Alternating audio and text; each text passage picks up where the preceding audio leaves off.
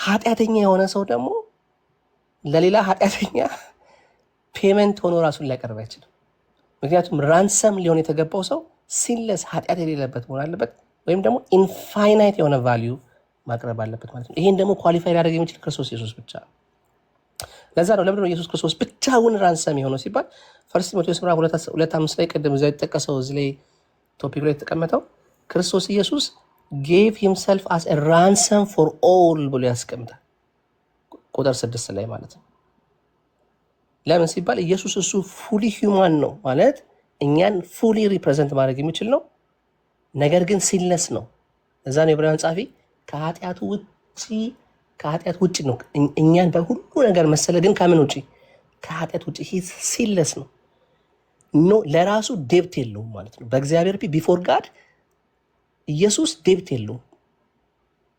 ሰው ሁሉ ግን በምድር ላይ ያለ ሰው ሁሉ ከአዳም በኋላ ያለ ሰው በሙሉ ከአዳም ውድቀት በኋላ ያለ ሰው በሙሉ ግን ዴብት አለበት። ኃጢአት የሚባል ዴብት አለበት። ኢየሱስ ግን የለበትም። ስለዚህ ለእግዚአብሔር ስለ ሰው ራሱን አሳልፎ የሚሰጥ ኦኬ ራንሰም መሆን የሚገባው ሰው ዴብት የሌለበት ሰው ማለት ነው። እና ኢየሱስ ክርስቶስ ኖ ዴብት ኦፍ ሂዝ ኦውን እሱ ብቻ አይደለም ደግሞ ዲቫይን ነው። ሰማይን መወከል ይችላል። ኢንፋይናይት ወርዝ ያደርጋል ማለት ነው። ስለዚህ ኢየሱስ ክርስቶስ ብቻውን እውነተኛ ራንሰም ኢየሱስ ብቻ ነው። ሰው መካከለኛ ሊሆን ይችላል፣ ሜዲያተር ሊሆን ይችላል፣ ለሰው ሊጸልይ ይችላል፣ ለሰው ፕሌር ሊያደርግ ይችላል። ኢየሱስ ክርስቶስ ግን ሜዲያተርም ነው ራንሰምም ነው ማለት መሳችሁ አክቹዋሊ ፔይ ደ ፕራይስ ማለት ነው። ኢየሱስ የሰውን ኃጢአት እግዚአብሔርን ጀስት ሳቲስፋይ ማድረግ የሚችል መስዋዕትን ማቅረብ የቻለ ነው ማለት ነው። ራሱን አሳልፎ የሰጠ ነው ማለት ነው። እና ለምሳሌ ኦልድ ቴስትመንት ላይ ቅድም እንዳልኳቸው የሚነሱ ነገሮች ነበሩ። ለምሳሌ ሌቪቲከስ 17 ላይ the life of the flesh is in the blood አይደለም የሚለው በሰው እንትን ውስጥ ብሎ ያስቀምጥና to make atonement ብሎ ያስቀምጣል። ማለት ይሄ ቅድም ሳነስቶ የነበረውን ነገር የእንስሳትን ለኃጢአተኛ ምትክ ሆኖ መቅረብን ያስቀምጣል። የሚገርማችሁ ግን እሱ ፐርማነንት አልነበረም፣ ቴምፖራር ነበር፣ ሲምቦሊክ ነበር። ሳክሪፋይስ የሆነው ሲስተም በመገናኛ ድንኳን ውስጥ እግዚአብሔር የሰጠው ያ ሳክሪፋይስ ሲስተም፣ የሪፕሌስመንት ሲስተም፣ ሳክሪፊሻል ሲስተሙ ሲምቦሊክ ነበር፣ ራንሰም ቴምፖራሪ ነበር ማለት ነው። ለምን ሲባል ብቁ አልነበረም።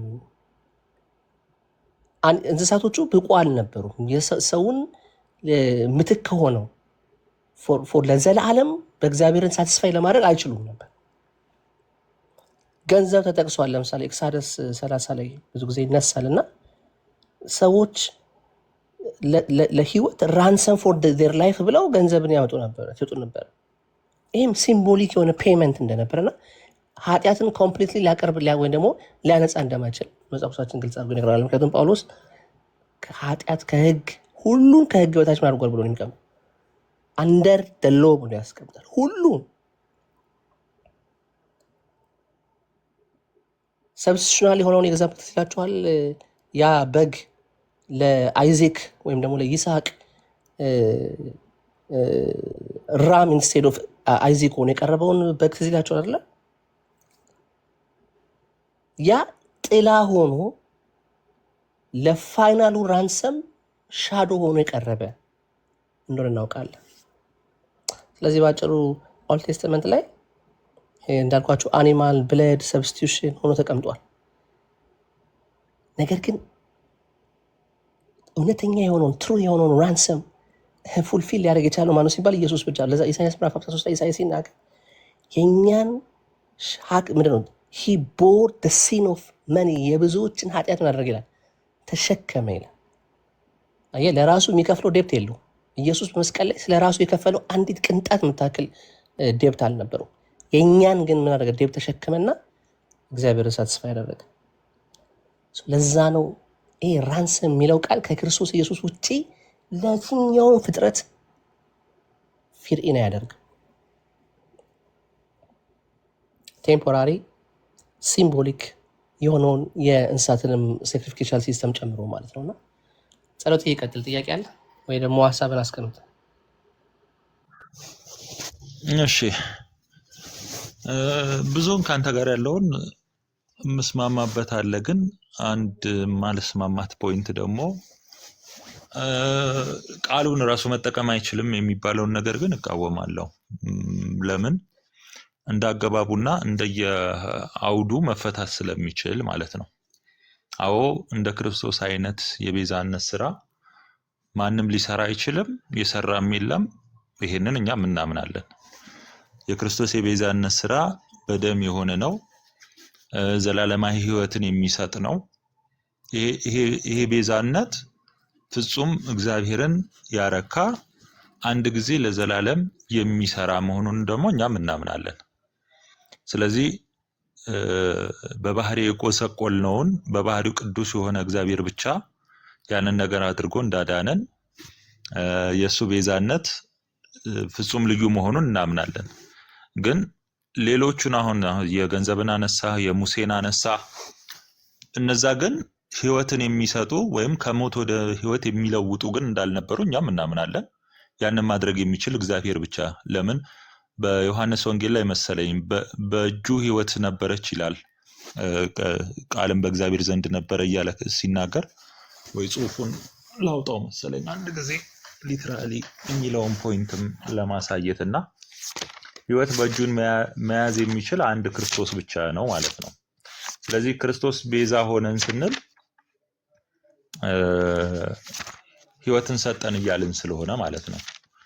ከድቅድቅ ጨለማ ወደሚደነቅ ብርሃን የመጣንበት እውነት የእሱ ስለሆነ እስከ ቁጥር 4 ላንብበው ይሆንና በመጀመሪያ ቃል ነበረ፣ ቃልም በእግዚአብሔር ዘንድ ነበረ፣ ቃልም እግዚአብሔር ነበረ። ይህም በመጀመሪያ በእግዚአብሔር ዘንድ ነበረ። ሁሉ በእርሱ ሆነ፣ ከሆነም አንዳች እንኳ ያለ እርሱ አልሆነም። በእርሱ ህይወት ነበረች ይላል። ያጣነውን ህይወት ሊመልስልን የመጣ ክርስቶስ ብቻ ነው።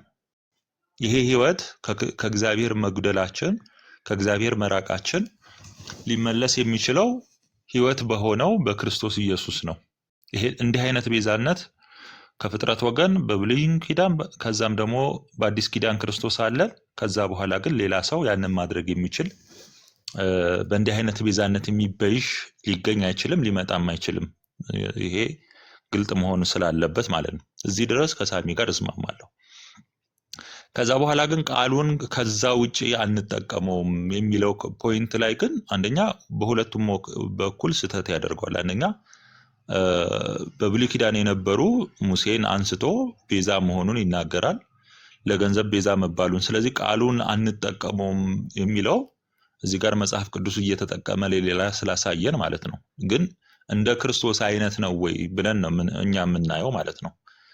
እንደ ክርስቶስ አይነት ያለ ቤዛነት ማንም እንደማይሰራ ስለተማመንን እሱን እናስቀምጠውና አሁን ታዲያ ቅዱሳንን ቤዛ ብንላቸው ስህተት የማይሆንበት ምክንያት አንደኛ መጽሐፍ ቅዱስ ላይ ሌሎችን ቤዛ ብሎ በጠራበት እና አገባብ ይወስነዋል። አንድ ቃል ለማተነገረ ምን ለማለት ተባለ ተብሎ ሊፈታ ይችላል ማለት ነውና የክርስቶስን የቤዛነት ስራ ግን የማይተካ ምንም የሚተካ ነገር አለመኖሩን ከተማመንን ቃሉን ለሌሎቹ መጠቀማችን ስህተት ሊያደርገው ስለማይችል ማለት ነው። ስለዚህ ከዛ አንጻር ብንረዳው መልካም ነው ላለሁኝ። ቅድም በተነሳው ሐሳብ ላይ ደግሞ ሳሚ ባነሳው ላይ ያው እኔ ባጭሩ የጻፍኳት ምንድነው እግዚአብሔር መካከለኝነቱን ስንናገር ፍጹም ሰው ፍጹም አምላክ የሆነ ጌታ መሆኑን ነው፣ በተዋህዶ መክበሩን ነው መካከለኛ ብለን የምንናገረው።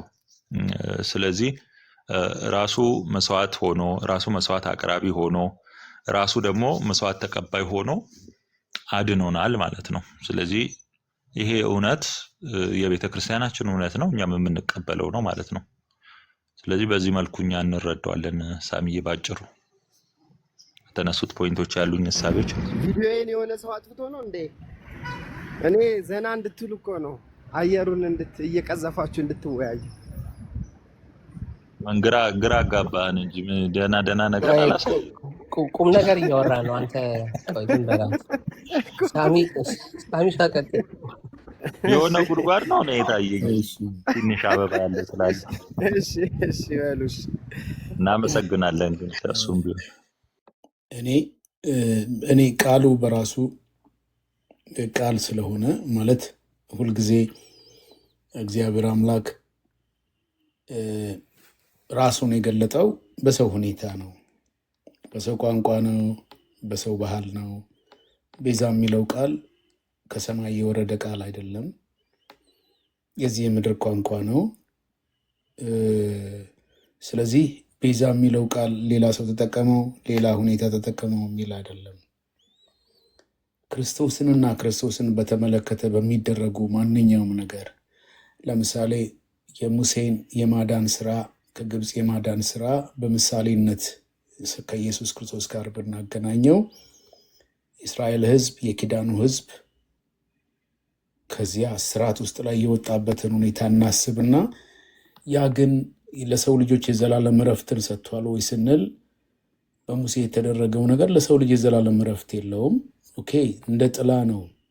የሆነ ግማሽ ነገር ያደረገ ነገር አይደለም። ከዘላለሙ ጋር የሚገናኝም አይደለም። የጌታችን የኢየሱስ ክርስቶስ የእረፍት ስራ ኢያሱን ማሳረፏቸው ቢሆን ሙሴን ማሳረፏቸው ቢሆን ኑሮ እዚያም ውስጥ ላይ ከግብፅ የመውጣታቸው ነገር የእረፍት ነገር የፍጹም ዘላለማዊ እረፍት ቢሆን ኑሮ የኢየሱስ ክርስቶስ መምጣት ምንም አያስፈልግም ነበርና ኢየሱስንና ኢየሱስን በተመለከተ በሚደረገው የማዳን ስራ ውስጥ ላይ ይሄ ቃል ቤዛነት የሚለው ቃል ከጽድቅ ጋር ከደም ጋር ከኃጢአት ስርየት ጋር ለነፍስ ከሚከፈል ዘላለማዊ ክፍያ አንጻር ስለ ሁሉም የተደረገ ክፍያ እንደሆነ መጽሐፉ ይናገራል። ከዚህ ውጭ ላይ ክርስትናና እምነት የሚባል ነገር ካለ ኦኬ፣ ከዚህ ውጭ ላይ ክርስትናና እምነት የለም። ከደም ጋር የተገናኘ ከኃጢአት ስርየት ጋር ውጭ የሆነ የዘላለም ሕይወት ከማግኘት ውጭ የሆነ ከዘላለም ሕይወት ከሞትና ከኃጢአት ነፃ ከመውጣት ውጭ ላይ የሆነ ነገር ሌላ ነገር የምንጠቀመው የለንም።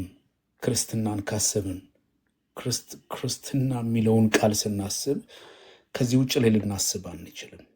ስለዚህ ቤዛ የሚለው ቃል ከመጽሐፍ ቅዱስና ከክርስትና አንጻር መጽሐፍ ቅዱስ ሁሉንም ቃል ሰይጣን የተናገረውንም ቃል ይዞ ይሆን ይችላል። ሰው የተናገረውንም የሰውንም ታሪክ የሰውንም ባህል ይዟል።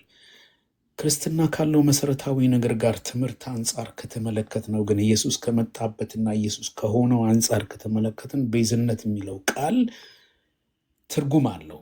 ከደም ጋር የተገናኘ ነው። መጽሐፍ ቅዱስ ምን ይላል? ቤዛነቱን እርሱም የኃጢአት ስርየት አገኘን ይላል። ከጨለማ ስልጣን አዳነን ይላል። በቆላስይስ ምዕራፍ 1 ላይ ይናገራል።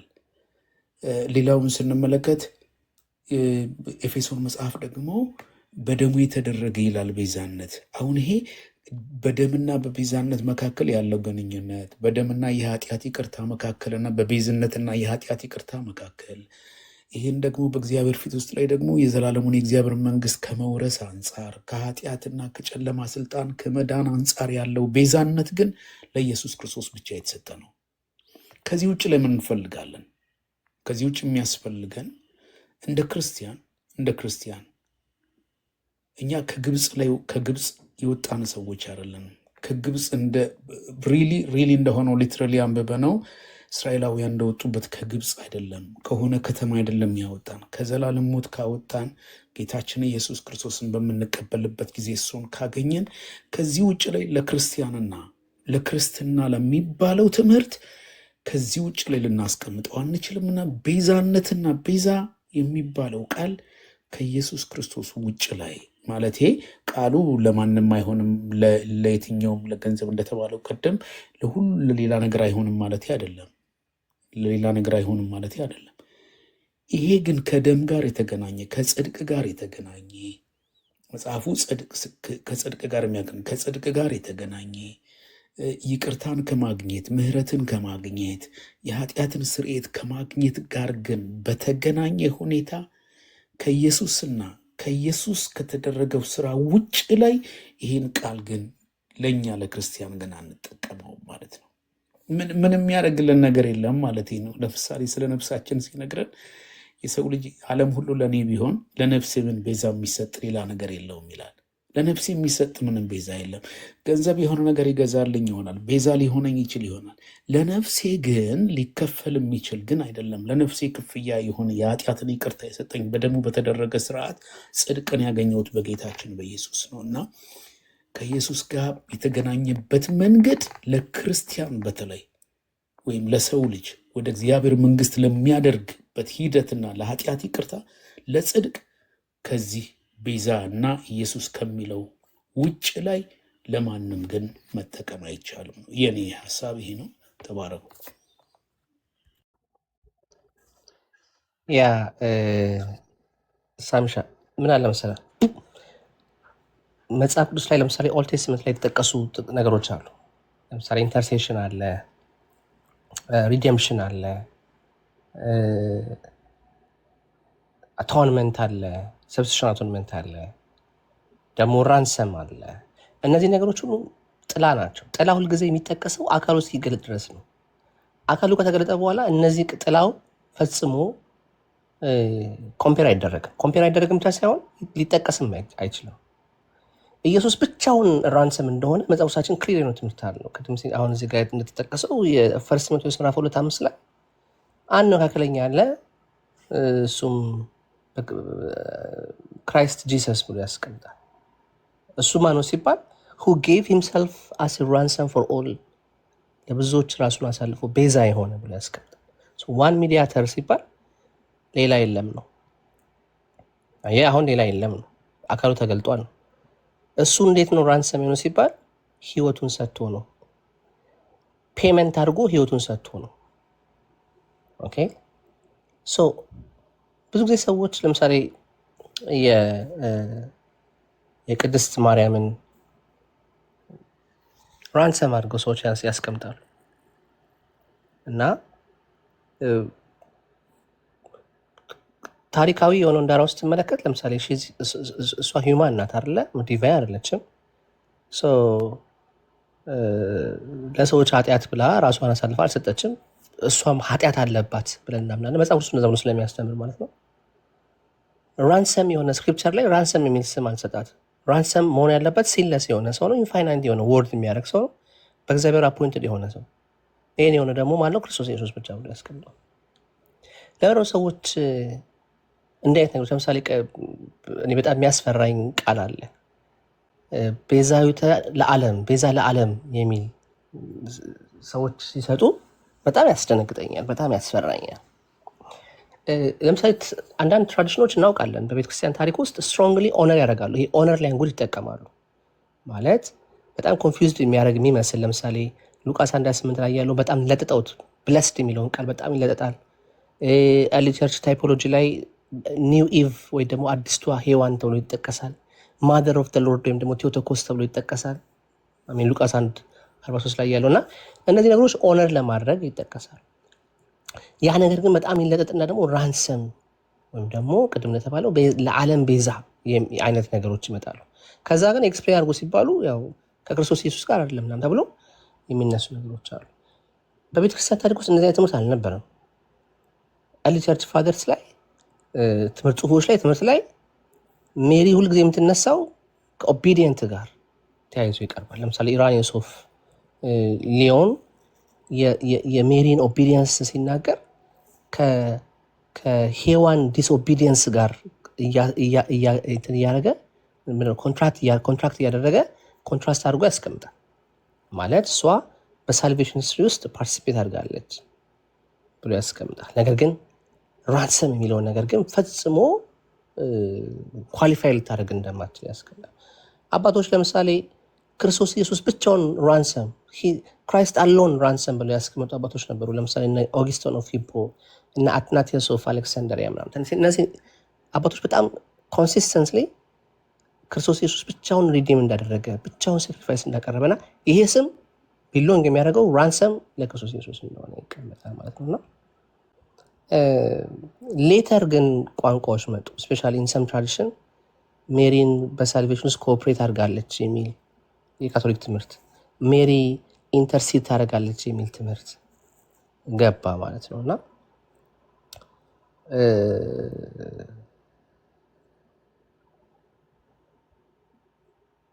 እንግዲህ ይሄን ነገር ነው እንግዲህ ራንሰም የሚለው ቃል ከሪዴምሽን ጋር ከአቶንመንት ከእንትን ጋር ከእግዚአብሔር ጀስቲስን ሳትስፋይ ከማድረግ ጋር የሚነሳ ከሆነ በምንም አይነት ኤክስፕላኔሽን አምጥተህ ያንን ነገር ፊል ልታደርገው አትችልም። እና አንዳንድ ጊዜ እንደዛ አስባለሁ። ጸሎት ዳጊ ሀሳብ ስጠና ከዛ ጸሎት ይቀጥላል። ሀሳብ ካላችሁ እዚህ ጋር ግን አጠር አድርጌ ብናገር ብፈቅዱልኝ፣ ሁለት ሰው ስላነሳችሁ ማለት ነው። ዳጊ ቢቀጥል።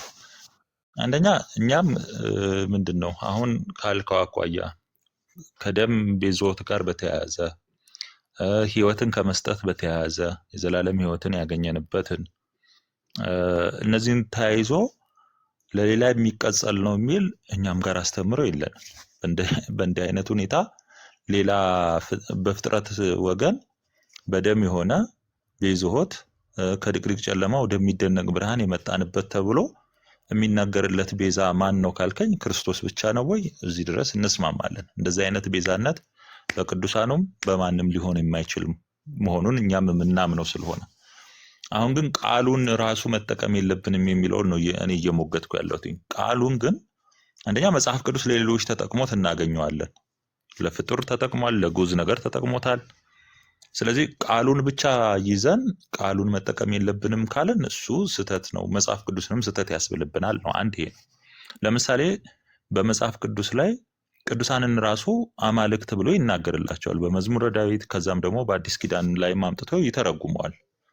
ቃሉን እንዴት አምላክ የሚል ለቅዱሳን እንጠቀማለን ብለን አንከራከርም። ምንድነው ትርጉሙ? ያ የጸጋ ብለን ለማተነገረ ከሚለው አኳያ ይፈታል። ለእግዚአብሔር አምላክ ስንልና ቅዱሳንን አምላክ ስንል የተለያየ ፖይንት ስላለው ማለት ነው። ስለዚህ አይምሯችንን አስፍተን ከቃሉ ባሻገር የሚይዘው ጽንሰ ሐሳብ ታዲያ ምንድነው ነው? እኛ እመቤታችን ድንግል ማርያም ቤዛዊተ ዓለም ስንላትና የክርስቶስ የቤዛነትን ስራ ጋር ሌላ የማይገናኝ ነው ማለት ነው።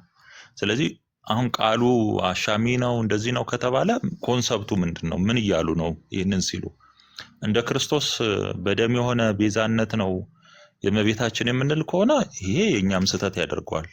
ምንም በቃ እንዲህ አይነት አስተምሮ ክርስትናም ሊኖር አይችልም። ግን ኮንሰፕቱ ያ ካልሆነ ደግሞ አንደርስታንድ መደረግ ይችላል።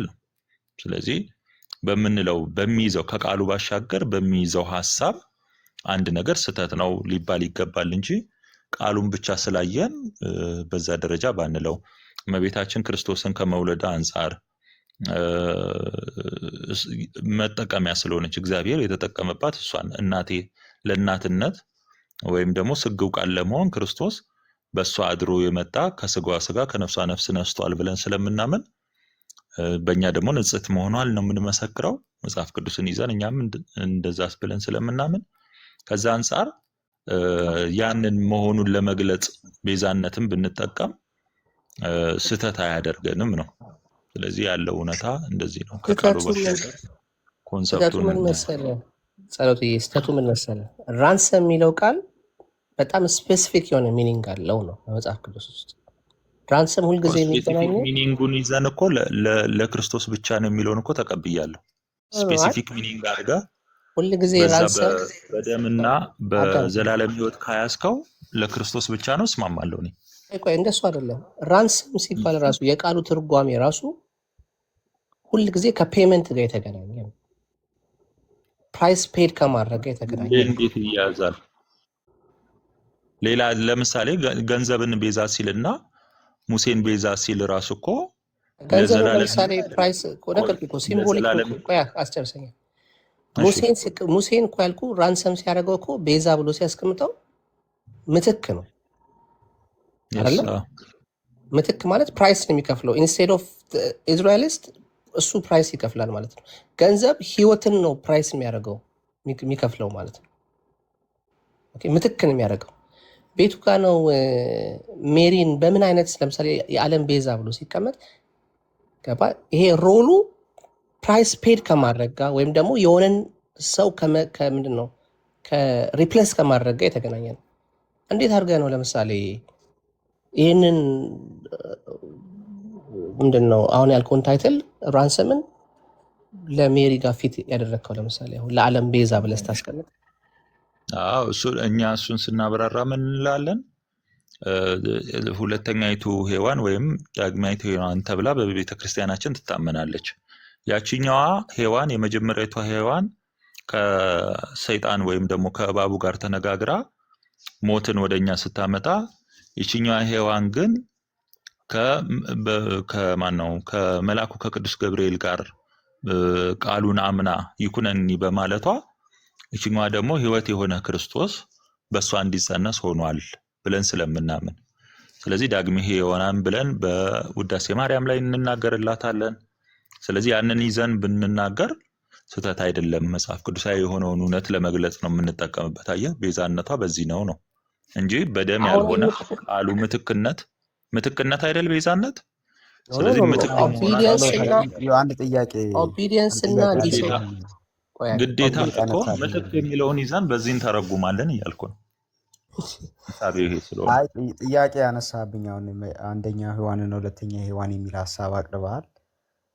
ማለት መጽሐፍ ቅዱስ የሚለው እንደምታውቀው እንግዲህ ታውቃለህ አዲስ ኪዳን ላይ የመጀመሪያ አዳም እና ሁለተኛ አዳም አለ የሚል ነገር አለ እና ውዳሴ ማርያም ላይ መጀመሪያ ሔዋን ሁለተኛ ሔዋን ስትል እንዴት ነው ማለት ከየት ነው እንግዲህ አባቶች እዛ ውዳሴ ማርያም ሲጽፉ የመጀመሪያ አዳም እና ሁለተኛ አዳም የሚለውን ወስደው እሱን ሀሳብ ወስደውት መጀመሪያ አዳም በኃጢአት ወደቀ፣ ሁለተኛ አዳም ክርስቶስ ሐዋርያ ጳውሎስ እንደጻፈው በመታዘዙ ምክንያት ለሰው ልጆች ሁሉ አዳኝ ሆነ ቤዛ ሆነ የሚለውን ከእሱ ሀሳብ ተቀርቶ ነው ወይስ እንዴት ነው አመጣጡን ብትነግረኝ። ምክንያቱም ትንሽ የሚያጠራጥር ነገር ነው የነገርከን።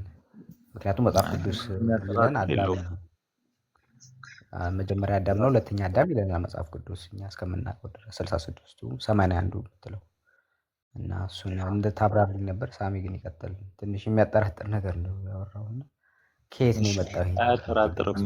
ጥርጣሬውን ያው መጽሐፍ ቅዱስ ላይ ያለው እውነታ ስለሆነ እኮ ነው የተናገርኩት ሀሳብ ያንን የሚገልጽ አድርገን ስለምንናገረው ነው። አንደኛ እመቤታችንን ከዳግማዊት ሔዋን ለማለት ወይም ከኢቭ ጋር ለማነጻጸር አንደኛ ጳውሎስም ያነጻጽራታል ከሴት የተወለደ ብሎ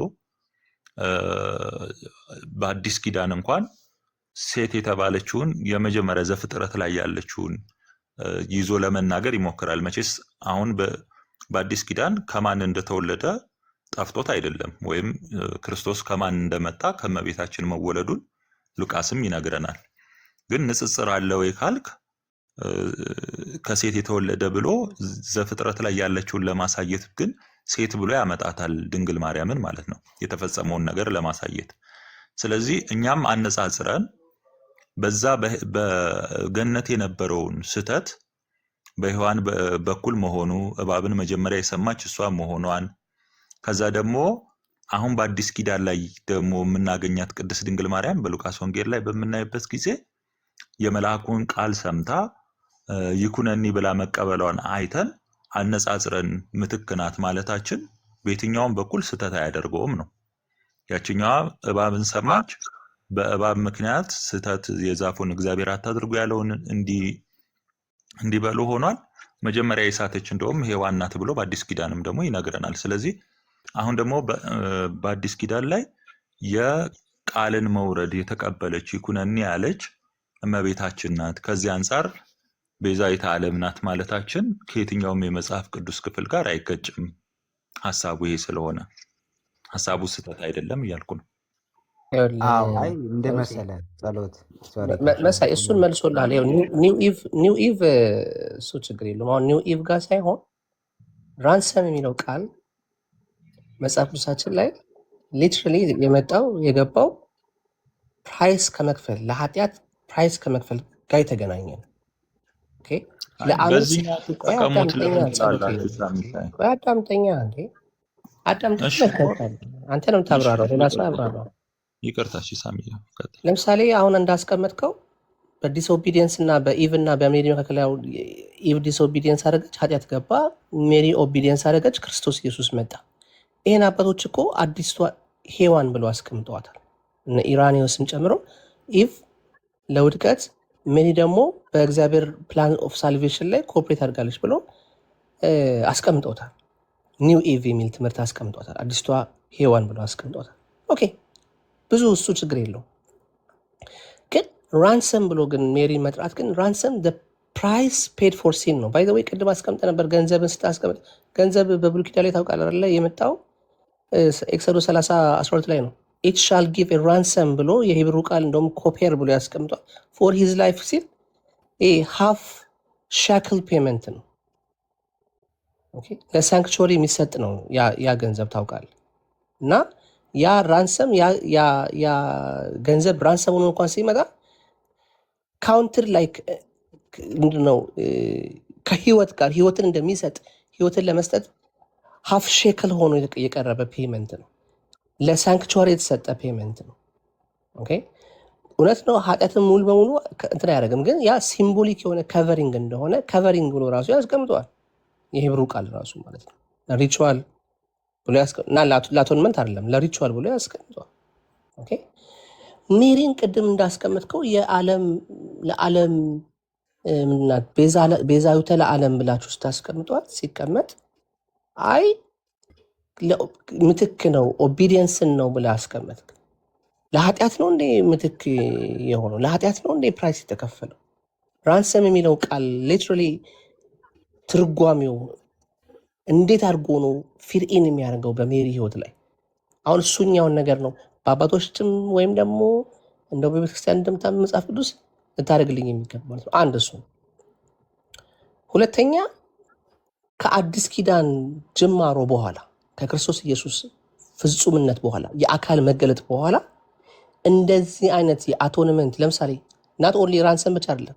ለምሳሌ ሊቀ ካህን የሚል ካህን የሚለው ቃል በሙሉ አካል የለበሰበት ነው አይደለ? አሁን መታ የሊቀ ካህንነትን አገልግሎት ካህነት የክህነትን አገልግሎት ምናምን ነገር የተፈጸመ በክርስቶስ ኢየሱስ አካል የለበሰ የመገናኛው ድንኳን ስርዓት በሙሉ እንዳለ መጥቶ አካል የለበሰበት ነው።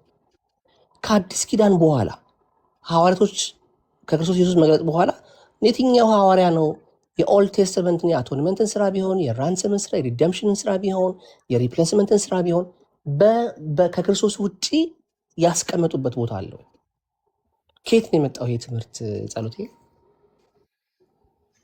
እኮ ሳሚ፣ አሁን እኮ መስማማት ላይ ከአንተ ጋር መሰማማትና መጨባበጥ ያለብን ፖይንት ላይ ነው የደረስነው። አንደኛ ከኃጢአት ስርየትና ከህይወት ዘላለማዊ ህይወት ጋር በተያያዘ ከክርስቶስ ውጪ ሌላ ቤዛ የሆነን ያዳነን አለ ብለን እኛ አንናገርም ብያለሁ።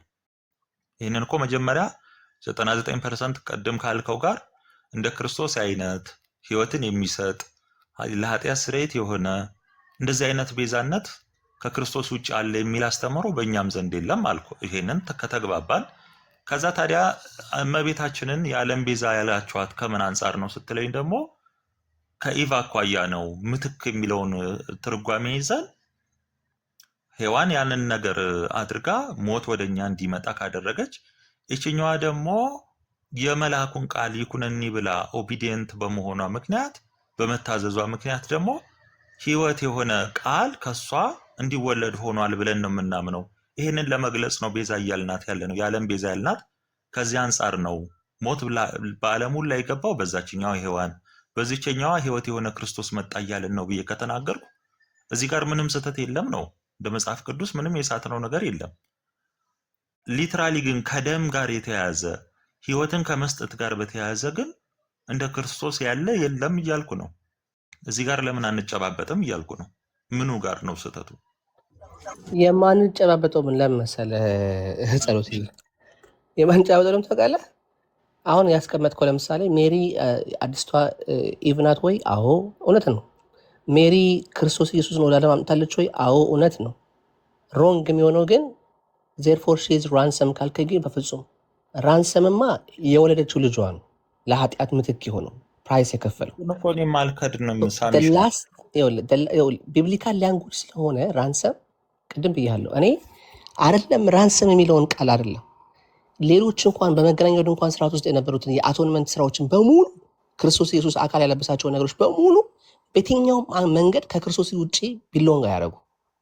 ለዛ ነው በጣም መጽሐፍ ቅዱስ ላይ ተጠንቅቀን እስፔሻሊ ደግሞ በዚህ ጉዳይ ላይ በአቶንመንት ስራ ላይ ኢየሱስ ክርስቶስ በደሙ በከፈለው ጉዳይ ላይ ግን በጣም ጥንቃቄ ማድረግ ያለብን። ለዛ አባቶች ባይዘው ጥንቃቄ የሚያደርጉት ለዛ የት እኛም ታገኛለህ? በደም ለምሳሌ በተያያዘ ነው። ራንሰም ቆይ የሚለውን ሳሚሻ ትምህርት ኖ እኔ አሁን አንድ እኮ ይሰማኝ አንዴ። አንተ እኮ ከደም በተያያዘ ነው መቻልን እያልኩ አላልክም አላላችሁም።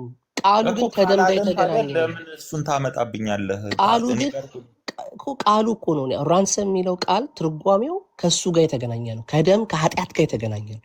እግዚአብሔርን ሳትስፋይ ከማድረግ ጋር የተገናኘ ነው ራንሰም። በሱ ከሆነ እኛም እኮ አንልም ሳሚሻ። እኛ ድንግል ማርያም በደም በተያያዘ ሁኔታ ያ ቃል ካላልናት ሪዘርቭድ ታዲያ የሆነው ነው። ያ ቃል ሪዘርቭ ስህተት ራንሰም የሚለው አያደርገንማ ቃል ታዲያ። ስማኛ የጸሎት ያ ቃል ሪዘርቭድ የሆነው ያ ቃል ሪዘርቭድ የሆነው ከኃጢአት ጋር በተገናኘ ለኃጢአት ለሚከፈል ፕራይስ ጋር የተገናኘ ቃል ነው። ሲምቦል ሆኖ ተቀምጧል ወይ? አዎ። ሊከፈል ላለ ሲምቦል ምልክት ሆኖ ሻዶ ሆኖ ተጠቅሷል ወይ? ብሉይ ኪዳን ላይ አዎ። አካሉ ተገልጦ ግን አካሉ እግዚአብሔርን ሳትስፋይ አድርጎታል ለአንዴና ለመጨረሻ ጊዜ። ስለዚህ ሌላ ድርብ የሆነ ቃል ይህን ቃል ተወስዶ ለሌላ ሊሰጥ አይገባም። ምክንያቱም ቃሉ ራሱ ቢብሊካል ቋንቋ ነው፣ ቢብሊካል ላንጉጅ ነው ያልኩ ለዛ።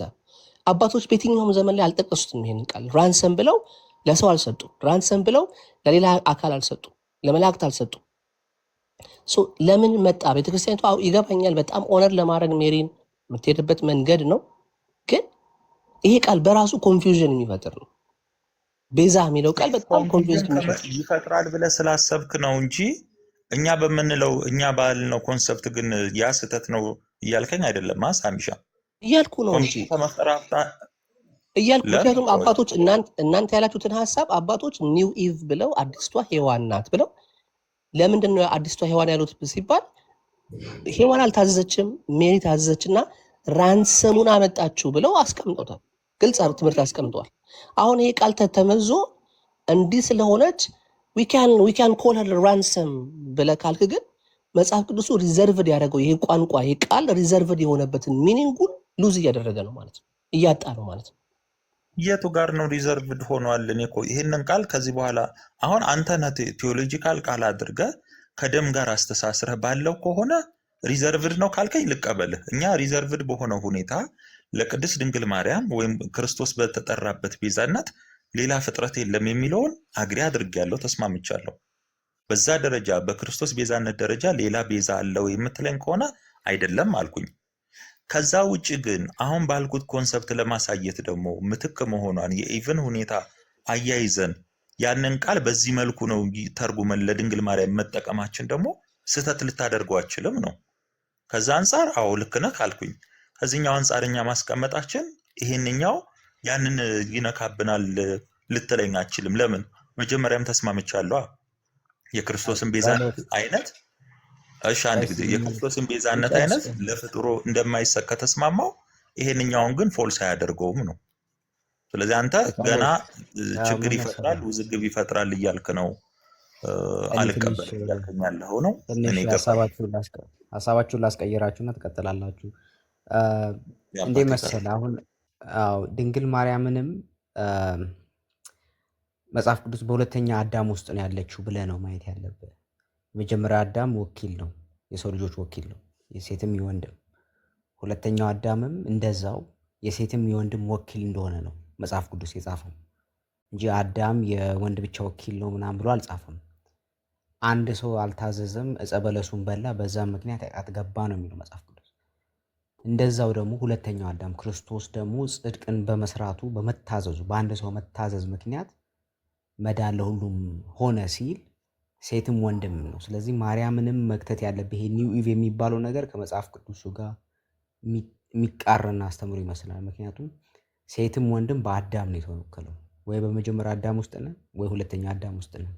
አዳም የሰው ልጆች ሁሉ እንደ ወኪል ነው። ስለዚህ ኒው ኢቭ ብላችሁ እንደ ወኪል የወኪልነትን ማዕረግ ለቅድስት ድንግል ማርያም የሰጣችሁ ነገር መሰለኝ። መጽሐፍ ቅዱስ ግን ከተጻፈው አትለፍ ስለሚል ማለት ያለባችሁ እንደሚመስለኝ ከሆነ ቅድስት ድንግል ማርያም መድኃኒት ያለው ጌታ መድኃኒት ያለችው ጌታ ጸለለላት ሲል እዛው ላይ እንደተጻፈው ይጸልልብሻል፣ አማኑኤልም ከአንቺ ይወለዳል ወዘት የሚለው ላይ መድኃኒት ያለችው ጌታ እሷም በሁለተኛ አዳም ውስጥ ናት።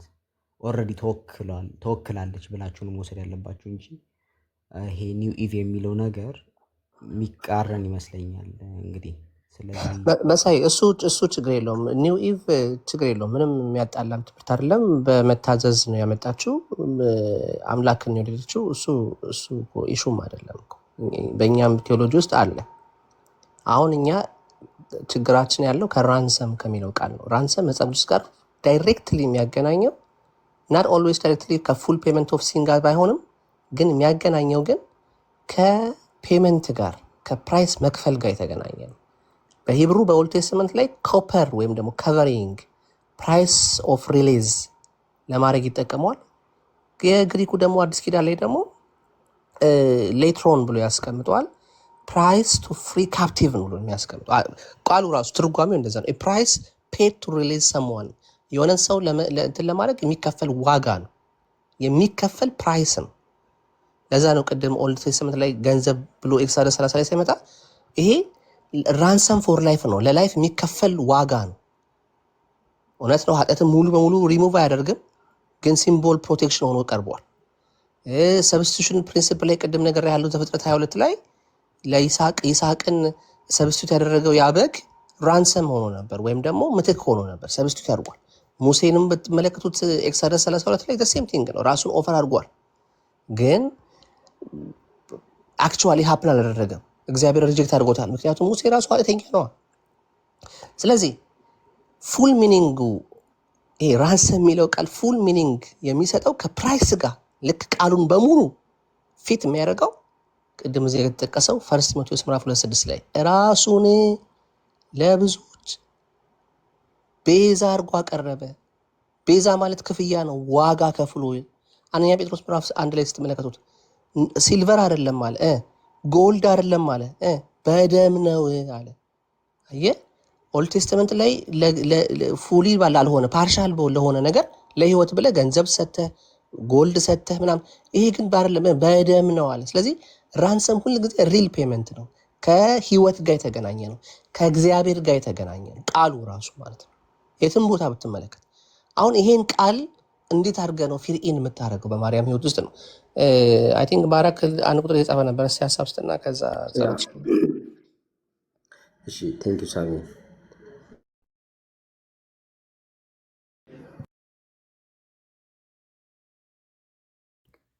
ሳሚ እኔም ማነሳው አንተ ያነሳውን ለምሳሌ ቃሉ ላይ ቀጥላለ። ቆይ አይ ቲንክ ባራክ ተመለሰ።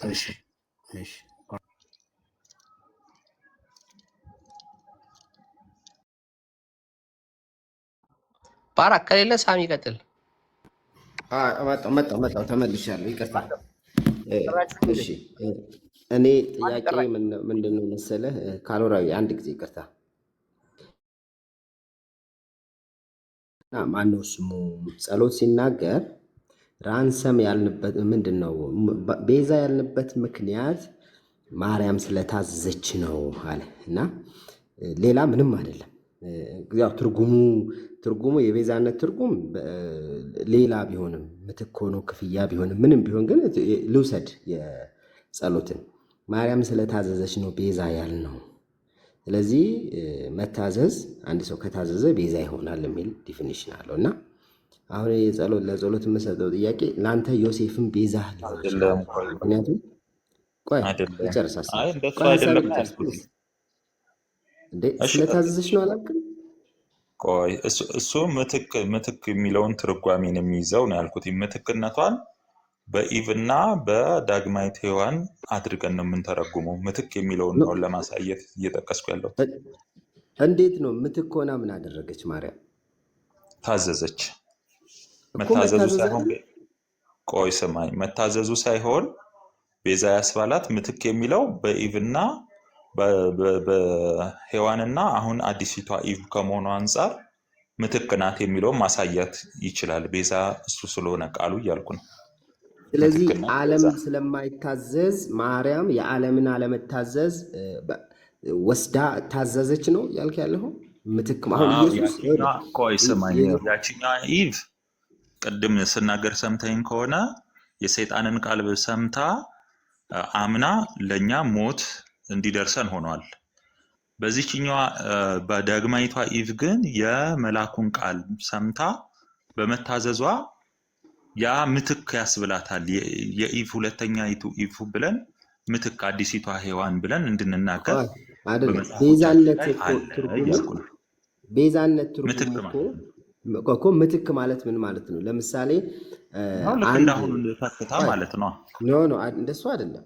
አንድ በዕዳ የተያዘ ንብረት ቢኖር ያንን አፎርድ ማድረግ የሚችል ሰው ያንን ይተካና ያንን ከፍሎ ያድነዋል ማለት ነው። ያንን ከዕዳ ነፃ ያደርገዋል ማለት ነው። ምትክ ማለት ከዚህ አንጻር ነው የሚተረጎመው። እሱ በዛ ቦታ ዕዳ ውስጥ ይገባና ያኛውን ነፃ ያደርገዋል ማለት ነው። ምትክ ማለት እንደዚህ ነው። ስለዚህ አሁን አንተን ማነው ኢቭ በደለች፣ ሔዋን በደለች።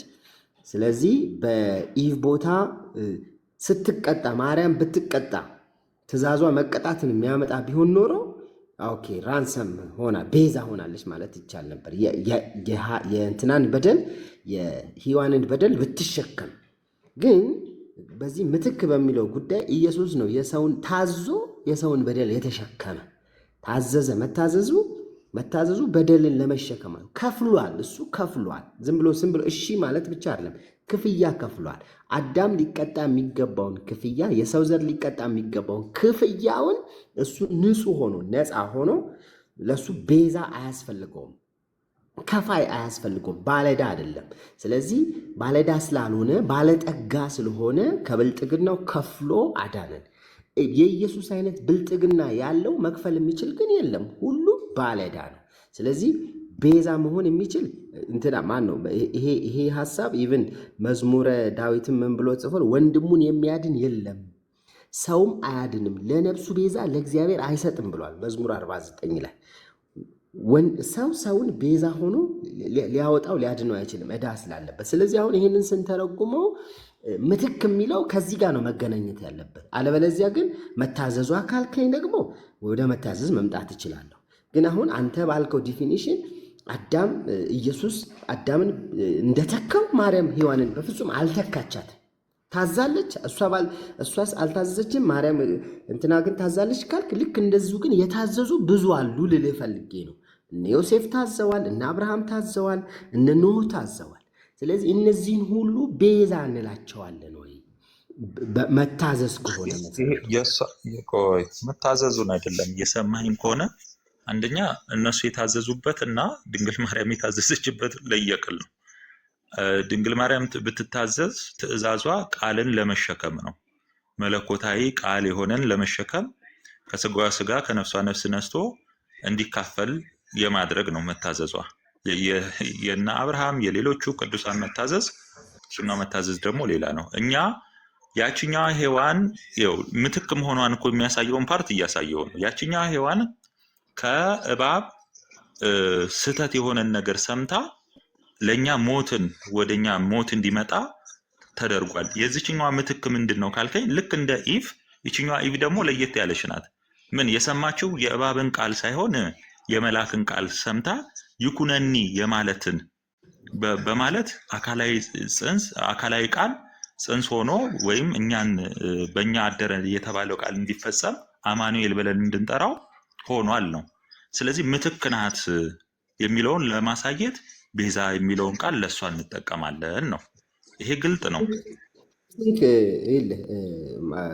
ጸሎትዬ አንተ አሁን ቤዛ የሚለውን ቃል የተረጎምክበት ትርጉም ትክክል ነው ብዬ አላምንም። ቤዛ ማለት እኮ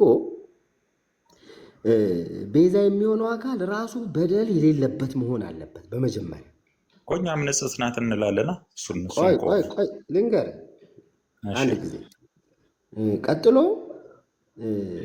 ዋጋ መክፈል መቻል አለበት።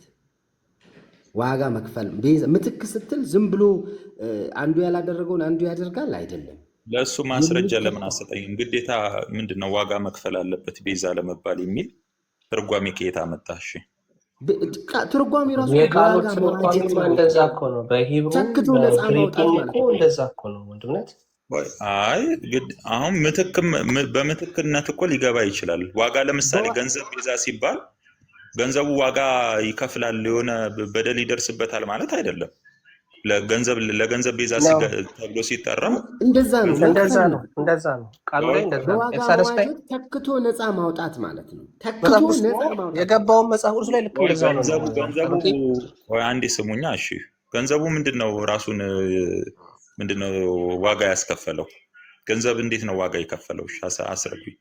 ኤክሳደስ 30 ላይ ግባና ይኸው ራንሰም ፎር ላይፍ ብሎ ገንዘብ እንዴት ነው ዋጋ ከፈለ ያላችሁት? ለህይወት ጓይድሽ ቀጥል። ገንዘብ ዘጸአት ላይ የተጠቀሰ ነው። ዘጸአት 30 ላይ የእስራኤል ልጆች ለነፍሳቸው ቤዛ ግማሽ ሰቅል ይክፈሉ ነው፣ እንዲከፍሉ ታዘዋል ተብሎ ለነፍሳቸው ቤዛ ምንድን ነው? ይሄ መቅደስ ላይ የሚሰጥ እንደ ግብር ነው። ይሄ ስርዓታዊ ነገር ነው። ለነሱ ለኃጢአታቸው የሚከፍሉትን ክፍያ ነው እየገለጠ ያለው። ስለዚህ አሁን ገንዘብ የነሱ ለሆነ ለኃጢአታቸው መጠን የሚከፈል ነው። ይሄ ደግሞ የፊቱን ጥላ ሆኖ የሚያገለግለው የኢየሱስን ስራ እንደ ጥላ ሆኖ የሚገልጥ ነገር ነው። ስለዚህ አሁን ከትርጓሜው ጋር ኤግዛክትሊ ማች ያደርጋል። እሱ እኮ ስላልገባኝ ነው። የሚከፈል ነው፣ ገንዘብ የሚከፈል ነገር መሆኑን አውቃለሁ። ቤዛ ፈጥሯል። አሁን ግዴታ ቆይ ስማኝ፣ ግዴታ ምንድን ነው? የሆነ በደል የሆነ ነገር መሸከም መቻል አለበት አላችሁኝ አይደለም? ጉዝ ነገር እንዴት ነው ያንን ነገር የተሸከመው? ያንን አስረዳኝ ያልኩ ነው። ለበደላቸው እኮ ነው የሚከፈለው። ለበደላቸው ይከፈላል። ምትክ ሆኖ ይከፈላል እኮ። እኔም በምትክነት ድንግል ማርያም አሁን ግዴታ ያላችሁት ማርያም ምን ከፍላለች? ምትክ ሆና ነው። ገንዘቡ እንዴት ነው? ቆይ እሺ፣ ዋጋ የከፈለበት ገንዘብ ግዑዝ ነገር ነው እስከሚገባኝ ነገር ዋጋ ከፍሏል። ዋጋ የማይከፍል ነገር ከሆነ አይሆንም እያላችሁ ነው። ግዑዝ ነገር እንዴት ነው ዋጋ አይደለም? እንደ ቅጣትም የብር ቅጣትም አለ አይደለም? ለኃጢአት እንደዛ ማለት ነው። ጸሎት ዘጸአት ላይ ያለውን ከተመለከትን ቤዛ ለነፍሳቸው ቤዛ የተባለው ለእስራኤል ልጆች ነው። የእስራኤል ልጆች ለነፍሳቸው ቤዛ ግማሽ ስቅል ይክፈሉ ተብለው ታዘዋል ይላል። ለነፍሳቸው ቤዛ ገንዘብን ይክፈሉ። ከፋዮቹ ምትክነት ነው የሚያሳየው አይደለ? ገንዘቡ ምትክ ሆኖ ይሰጣል እንጂ ገንዘቡ ራሱ ለእነሱ የሚያደርገው ነገር አለ እኮ። ለምንድን ነው የሚከፈለው? እነሱን እኮ ከሆነ ዕዳ ለማውጣት ነው የሚከፈለው አይደለ እኮ። ምትክነትን ያሳያል እንጂ ግዑዝ ነገር የሆነ ነገር ሊደርስበት እንደማይችል ሁላችንም እንረዳለን። ግዴታ እንደሱ መሆን የለበትም ነው። ድንግል ማርያም በተመሳሳይ መልኩ ሳቀርቦ ስማኝ፣ ድንግል ማርያም የግዴታ በደል መሸከም ላይኖርባት ይችላል። ያደረገችው ተከፍላለች እያልከን ነው። ተከፍላለች፣ እሷ ቤዛ ሆና ተከፍላለች። ቤዛነቷን እኮ ቆይ ስማኝ፣ ከኃጢአትና ከደም ጋር ከሆነ ለየትኛውን ፍጡር ቤዛነት ቆይ ስማኝ፣ እሺ ባራክዬ፣ አንዴ ወንድም አለም ከኃጢአት ስርየት ከዘላለም ሕይወት ጋር በተያያዘ ለፍጡር የሚሰጥ ቤዛነት የለንም። እንደዚህ አይነት ቤዛነት ነው የድንግል ማርያም ቤዛነት፣ እኛም ብለን አናውቅም። አንድ ይህንን ያዝልኝ። እኛ ቤዛ ያልነው ምትክ የሚለውን ቃል ይዘን ነው። ምትክ ደግሞ ግዴታ በደል ሊኖርበት ይገባል የሚል ነገር ሊኖር አይችልም ነው። ገንዘቡ ለምሳሌ ገንዘብ በራሱ በደል ይይዛል። ቆይ በደልን ይሸከማል የሚል ብዙ ነገር በደልን ሊይዝ አይችልም። በቃ እንደዚህ እናድርገው ሁለታችሁም። በቃ ባክ ኤንድ ፎርስ ልንግባባ ስለማንችል ባራክ ሀሳብን አስቀምጥና ከቻልክ እዚህ በኋላ እንሄድበታለን። ኤክሶደስ 30 ላይ ያለው እንዴት ጀጅመንትን ከቨር ለማድረግ እግዚአብሔር ስጡ እንዳላቸው የሚሰጠውም ለእንትን ነው፣ ለመገናኛው ድንኳን ስርዓት ነው የሚሰጠው። ሲሰጥም ደግሞ ከቨር ለማድረግ ወይም ደግሞ የእግዚአብሔርን ጀጅመንት ከቨር ለማድረግ መስጠት እንዳለባቸው ያስቀምጣል። ኤኒዌይስ ሀሳብን በአጭሩ አስቀምጥና ባራክ፣ ከዛ ሳሚሻ፣ ከዛ ጸሎት እያለን እናጠቃለን። እንደዛ ወይ እናድርገው። ቤዛ አሁን መጽሐፉ ላይ ያለው ቃሉ የዕብራይስጥ ቋንቋ ነው። ኮፈር ወይም ፔዳት የሚል ትርጉም አለው እና ይሄ እዚህ ወደ አማርኛ ስንመልሰው መሸፈኛ ወይም ደግሞ አንድን ነገር ለማስለቀቅ የሚከፈል ዋጋ ተደርጎ ነው የሚቀመጠው። ልክ ይህንኑ ቤዛ ወደ ገንዘብ ስናመጣውም በዘጸአት ላይ ያለውም ተመሳሳይ አይነት ቀጥታ ማች የሚያደርግ ነገር ሆነ ለሆነ ነገር መሸፈኛ ተደርጎ የሚከፈል አሁን በተመሳሳይ ሁኔታ አንተ እየተረጎምክ ያለኸው ማርያም ቤዛ ነች ስትል ለሆነ ነገር መሸፈኛ ሆና ተከፍላለች እያልከን መሆን አለበት። ከዚህ ውጭ ከሆነ ቤዛ ነች የምትለው የቤዛነትን ትርጉም በሚገባ አልተረዳህም ብዬ ገምታለሁ። ሶሪ። ደግሞ መታዘዝ ደግሞ ከተባለ ቅድም ያነሳሁት ነው፣ ብዙ ታዘዋል። ስለዚህ እነ ዮሴፍን እነ አብርሃምን እነ ኖህን ታዘዋልና ቤዛ ልንላቸው ነው ወይ? የእሷ መታዘዝ ይለያል አልክ እንዴ? የተለያዩ መታዘዞች ሁሉም ለተለያየ ዓላማ ነው ሰው የሚታዘዘው። አብርሃም የታዘዘበት ለሆነ ዓላማ ነው። የአገልግሎቱና ያለበት ሁኔታ ሁሉም ለተለያየ ዓላማ ነው የታዘዘው።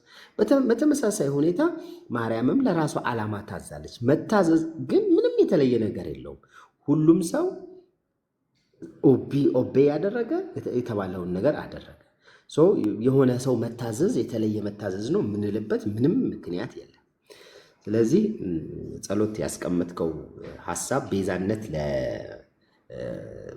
ለክርስቶስ ልንጠቀመው እንችላለን። በጣም ውድ ቃል ነው።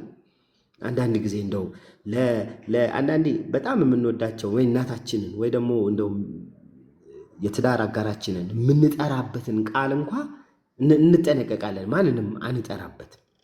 እና ቤዛ ገንዘብ ገና ለገና ቤዛ ተባለ ተብሎ ሙሴ ገና ለገና ቤዛ ተባለ ተብሎ ይህንን ቃል እንደው ዝም ብሎ እንትን ማለት እኔ ቃሉንም ማውረድ ነው የሚመስለኝ። እና እኔ ቤዛ ከኢየሱስ ውጭ ማንም ሊጠራበት አይገባም ብዬ ነው ማምነው። ጨርሻለሁ። እሺ ባረክሻ ሳምሻ ቀጥልና ከዛ ጸሎት ትቀጥላለህ።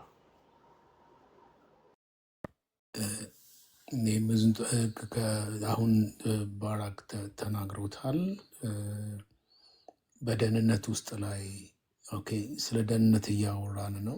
ቅድምም ተናግር ያለው በደህንነታችን እንደ ፐርሰናሊ በምናገኘው ደህንነት ውስጥ ላይ ከክርስቶስ ቤዛነት ውጭ ላይ ሌላ አካል የተቀበልነው ያገኘነው ነገር አለን ወይ? ቤዛ ብለን መጥራታችን ሌላውን በክርስትና ውስጥ ላይ በደህንነት ውስጥ ላይ በጽድቅ ላይ ይቅርታ ኃጢአት ይቅርታ በማግኘት ውስጥ ላይ ያ ስም የተያያዘ ካልሆነ ምን ያደርግልናል? ኦኬ ምንድን ነው የሚያደርግልን? ሌላው በቃላት ደረጃ ላይ መተካትና ቤዛ የሚለው ቃል ሁለቱም የተለያዩ ናቸው። አዎ በጣም ሰፊ ቃል ነው ይሄ ራንሰም የምንለው ወይም ቤዛ የምንለው። በውስጡ መተካትን ጨምሮ ይዞ ሊሆን ይችላል፣ ይይዛል። ግን ዋጋ አለው። ተክቶ የተከፈለ ዋጋ ነው፣ የሚከፈል ዋጋ ነው። የሚከፈል ነገር በሌለበት ሁኔታ ውስጥ ላይ በምትክነት ብቻ የአንድን ቦታ አንድ ነገር መተካቱ ትርጉም አይሰጥም። ቤዛ ለሚለው ቃል ሙሉ ትርጉም አይደለም። ሙሉ ትርጉም የሚኖር ለምሳሌ ተክቶ ግን የተከፈለ እንደማለት ነው። ተክቶ የተከፈለ ነው፣ ክፍያ ነው እንጂ መተካት ብቻ ከወሰድ ነው። መተካት የሚለው ቃል ራንሰም የሚለውን ቃል ኮምፕሊትሊ ከዋጋነት ውጭ ላይ የሆነ ቃሉን መጠቀም የምንችል አይደለም ለማለት ያክል ነው። ጨርሻለሁ። ሳሚ። እሺ ሳምሻ ጸሎት ሻይ ሀሳብን አጠቃለውና ሰመራይዝ አድርጋ ሀሳብ አስቀምጥና ከዛ መሳ ይቀጥላል። እሺ እኔ እያልኩ ያለሁት ምንድነው፣ ቤዛ አንዱ ምትክነት ነው። ሊትራሊ ትርጉሙን እንግዲህ ዲክሽነሪ ቃላትም ሄዳችሁ ብታዩት ቤዛ ምትክ መሆን ነው። በምትክነት ውስጥ ግን የሚይዛቸው ፖይንቶች ሊኖሩ ይችላሉ። ዘላለማዊ ሕይወትን ከመስጠት አንጻር በደም የሆነ የቤዛነት ስራን ካነሳን ግን ለኃጢአት በሆነው ማለት ነው። በደም የሆነ ለኃጢአት ስርየት የሆነ ቤዛነትም ካነሳን ከፍጥረት ወገን ለማንም ቤዛ ሊቀጸል አይችልም የሚለው ይሄ ያስማማናል ብያለሁ። እዚህ ጋር ምንም የሚያሻማ ነገር የለውም። ግን እንግዲህ በቤተ ክርስቲያን አባቶችም ዘንድ የታመነ ነው። ኢቭ ከመሆኑ አንጻር እቺ ዳግማዊ ሔዋን ብለን ድንግል ማርያምን ጠርተን ከዛችኛዋ አንጻር አነጻጽረን ቤዛ ናት ብንል ደግሞ ምትክ ናት ብንል ሁለቱንም ኦኬዥኖች መጽሐፍ ቅዱስ ላይ ስለምናገኛቸው ማለት ነው። ለምን የእባብን ቃል ሰምቶ ለእግዚአብሔር ያልታዘዘች ሔዋን ነበረች። ይችኛዋ ዳግሚቷ ሔዋን ደግሞ የመላክን ቃል ሰምታ ይኩነኒ ብላ ለቃል ስጋ መሆን ለቃል መውረድ ምክንያት ሆናለች ነው። ስለዚህ ይህንን አነጻጽረን ቤዛ ማለታችን በየትኛውም የመጽሐፍ ቅዱስም በየትኛውም ቃላት ስህተት ሊያደርገን አይችልም ነው። ስለዚህ ምትክነቷን በእንደዚህ አይነት መልኩ አንደኛ ከሌሎቹ ቅዱሳን መታዘዝን ደግሞ የማርያም መታዘዝ የተለየ መታዘዝ ነው። ይሄ ሊትራሊ ሌሎቹ ቢታዘዙ ወይ ከሆነ ቦታ ውጡ ተብሎ እግዚአብሔር ያዘዘውን እሺ ብለው ወጀ ብሎ አብርሃም ለምሳሌ ውጣ ሲባል መውጣቱ እምነት ሆኖ ተቆጠረለት ተብሎ ሊነገር ይችላል። ይሄ ግን ዓለምን የሚያድን የእግዚአብሔር በግ የሆነ ክርስቶስ ቃልን ለመሸከም ነው ይኩነኒ ማለት። ይሄ ዓለም ድህነትን የሚያስጀምር መታዘዝ ነው። እንደ ሌሎች መታዘዝ ያ መታዘዝ ነው። ዮሐንስም እንደመታዘዝ ነው። እንደዚህ የምንለው መታዘዝ አይደለም። የድንግል ማርያም መታዘዝ 5500 ዘመንን ጠብቆ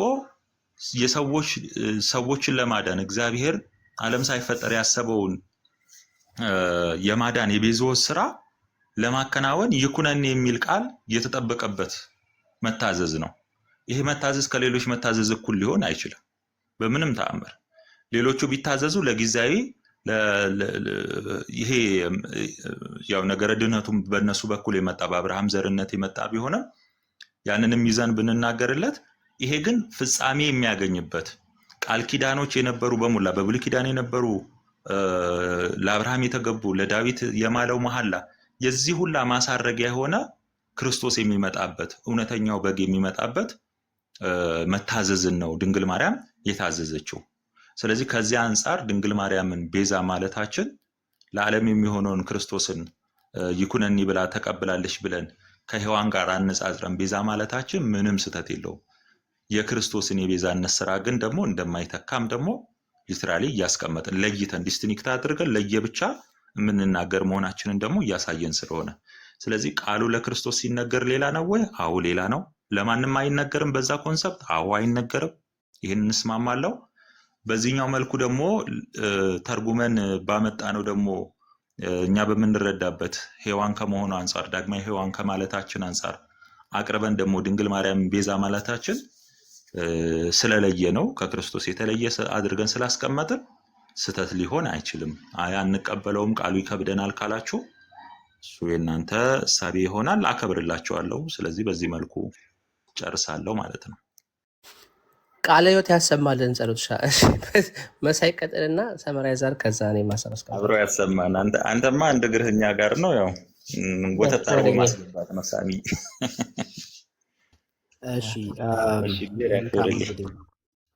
እሺ መልካም። እንግዲህ መጀመሪያ እኔ እንኳን ማንሳት የምፈልገው ነገር ትንሽ ይሄ አዲስ ሔዋን ዳግማዊ ሔዋን የሚለውን እዛ ሀሳብ ላይ ነው የቤዛነቱን ነገር የሚያጠነጥነው እና የመጀመሪያው ሔዋን ነበረች። እሷም ዕፀ በለሱን በልታ ኃጢአት ሰርታ ዓለም ላይ ሞት መጣ። ለአዳምም ሰጠችው፣ አዳምም በላ፣ በዛም ሞት መጣ፣ ኃጢአት ገባ ዓለም ላይ የሚለው ነገር አለ። ከዛ ሁለተኛው ሔዋን ደግሞ ቅድስት ድንግል ማርያም እንግዲህ መልአኩ ገብርኤል መጥቶ የልዑሉ ኃይል ይጸልልብሻል ተብሎ የተነገራት እሷ አንደኛ ታዘዘች ስትል ራሱ እዛ ላይ ትንሽ ከባድ ነገር ነው ማለት። ብዙ አይነት መታዘዝ እናውቃለን። የቅዱሳን መታዘዝ ብዙ አይነት አለ። የዳንኤል መታዘዝ ነበረ። የአንበሳ መንጋ ውስጥ ተጥሎ የብዙዎቹ የቅዱሳን መታዘዝ አለ። የሐዋርያቱ መታዘዝ አለ እና ቅድስት ድንግል ማርያም ብጽዕት ናት። ገብርኤል መልአኩ ገብርኤል መጥቶም የልዑሉ ኃይል ይጸልልብሻል ከአንቺም የሚወለደው አማኑኤል የኛ ያድናል ምናምን ሲላት እሱን ተቀበለች። መታዘዝ ነው። ስለዚህ እያልከን ያለው እንግዲህ በዛ ምክንያት በዛ በመታዘዟ ምክንያት ሁለተኛ ሔዋን ሆነች ስትል ችግሩ አሁን የሚመጣው የመጀመሪያቱ ሔዋን ልክ የመጀመሪያው አዳም ወኪል እንደነበረ መጽሐፍ ቅዱስ የሚለው የሰው ልጆች ሁሉ ወኪል እንደነበሩ መጽሐፍ ቅዱስ ሐዋርያ ጳውሎስ ጻፈው ላይ ተጽፏል። አዳም ወኪል ነው። አዳም ወኪል ነው። በአንድ ሰው ኃጢአት ምክንያት ባለመታዘዙ ምክንያት ሁሉ ኃጢአተኛ ሆነ፣ ሁሉ ሞተ ብሎ ሐዋርያ ጳውሎስ ሲጽፍ እዛ አዲስ ኪዳን ላይ ሲጽፍ ወኪል እንደሆነ ይነግረናል። ሔዋንን ሳይሆን አዳምን ወኪል አደረገው። ምክንያቱም ሊሆን ይችላል አዳም እኛ የአዳም ልጆች ነን፣ ሔዋንም ከአዳም ግራ አጥንቱ ነው እንግዲህ ተሰርታ የወጣችው ወዘተ ብዙ ነገር ልንል እንችላለን። ግን እንደ ወኪል የተደረገው ለሰው ልጆች ሁሉ አዳም ነው። ስለዚህ የመጀመሪያ ሔዋን የሚልም እንደ ወኪልም እንትንም የለም ሀሳብም የለም መጽሐፍ ቅዱስ ላይ። ከዛ ሁለተኛ አዳም ይልና እንግዲህ ከመጽሐፍ ከተጻፈው በላይ አትለፍ ነው የሚለው አይደል መጽሐፍ ቅዱስ። ስለዚህ የተጻፈው እስትንፋሰ እግዚአብሔር ያለው መጽሐፍ ቅዱስ ያለው እስከዚህ ድረስ ነው። ሁለተኛ አዳም ደግሞ ምንድን ነው? የጌታችን የናዝሬቱ ኢየሱስ በመታዘዙና የእግዚአብሔርን ስራ ኦቢዲየንሱ ምክንያት ለብዙዎች መዳን ምንድን ነው ምሳሌ ሆኖ ለብዙዎች መዳን ምክንያት ሆነ ይላል መጽሐፍ ቅዱስ እንትን ስለው። ስለዚህ የመጀመሪያ አዳምና ሁለተኛ አዳም ውስጥ ነው ሰው መሆን የሚችለው እና ይሄ የመጀመሪያ ሔዋንና ሁለተኛ ሔዋን የሚለው አስተሳሰብ ራሱ በዛ ላይ ነው አይደል?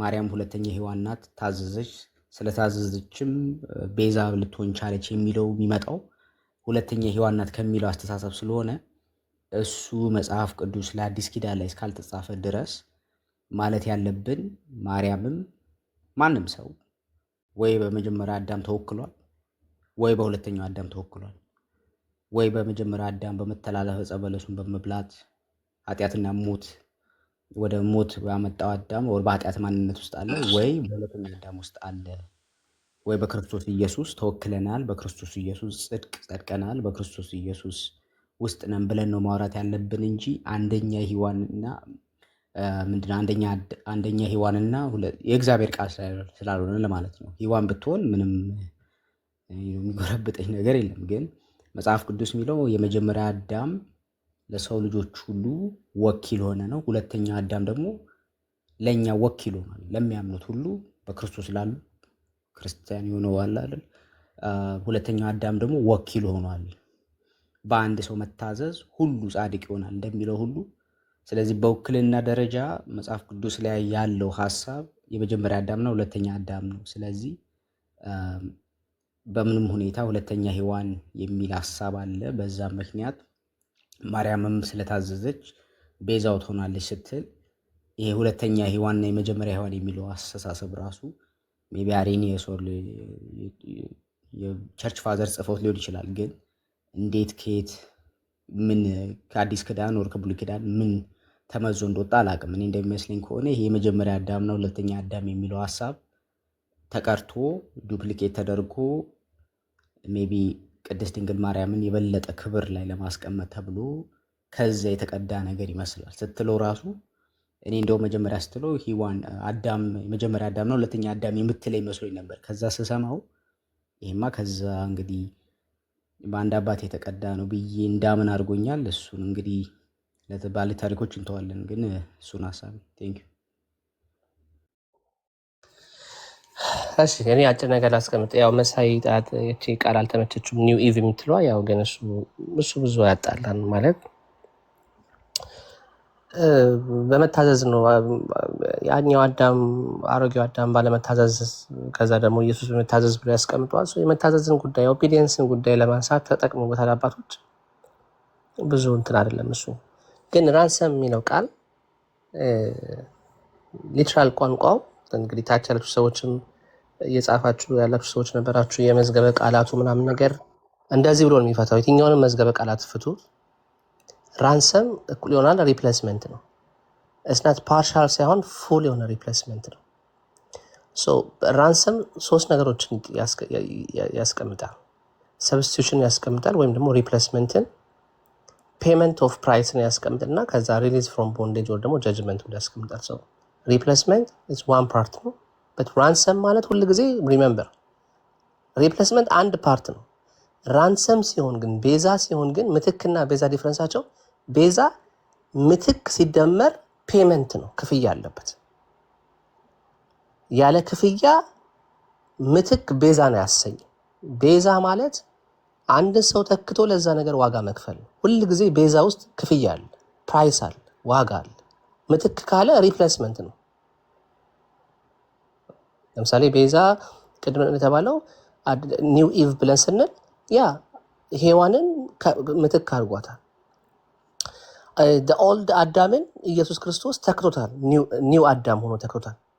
ቤዛ ግን ያስባለው መተካቱ ሳይሆን ክፍያውን የከፈለው ዋጋ ነው ኢየሱስን ቤዛ። ስለዚህ ሁል ጊዜ ራንሰም ሁል ጊዜ ሪፕሌስመንት ሲደመር ፔመንት አለበት ማለት ነው። ይሄ ኢየሱስ ጋር ብቻ እንደሚሰራ ለምሳሌ ለሜሪ እንደማይሰራ፣ ለምሳሌ ኢቭ አልታዘዘችም፣ ሜሪ ታዘዘች። ኦኬ። ስለዚህ አዲስቷ ኢቭ የሚል ትምህርት መጣ። በኤርሊ ቸርችም አክሴፕትድ ነበር የስ። ነገር ግን ሜሪ ሪቨርስ የኢቭን ሮል ኢን ሴንስ ሪቨርስ ማድረጓን ያስቀመጠ እንጂ ከፕራይስ ጋር የተገናኛል። ሜሪ ለኃጢአት ፕራይስ አልከፈለችም። ሔዋን ላጠፋችው ጥፋት የሚከፈለውን ክፍያ አልከፈለችም። ለሰዎች አልሞተች። የትኛውንም ሰው ሪዲም አላደረገችም። ስለዚህ እሷን ፊል የሚያደርጋት ምንድነው ሲባል ሪፕሌስመንቱ ብቻ ነው ማለት ነው።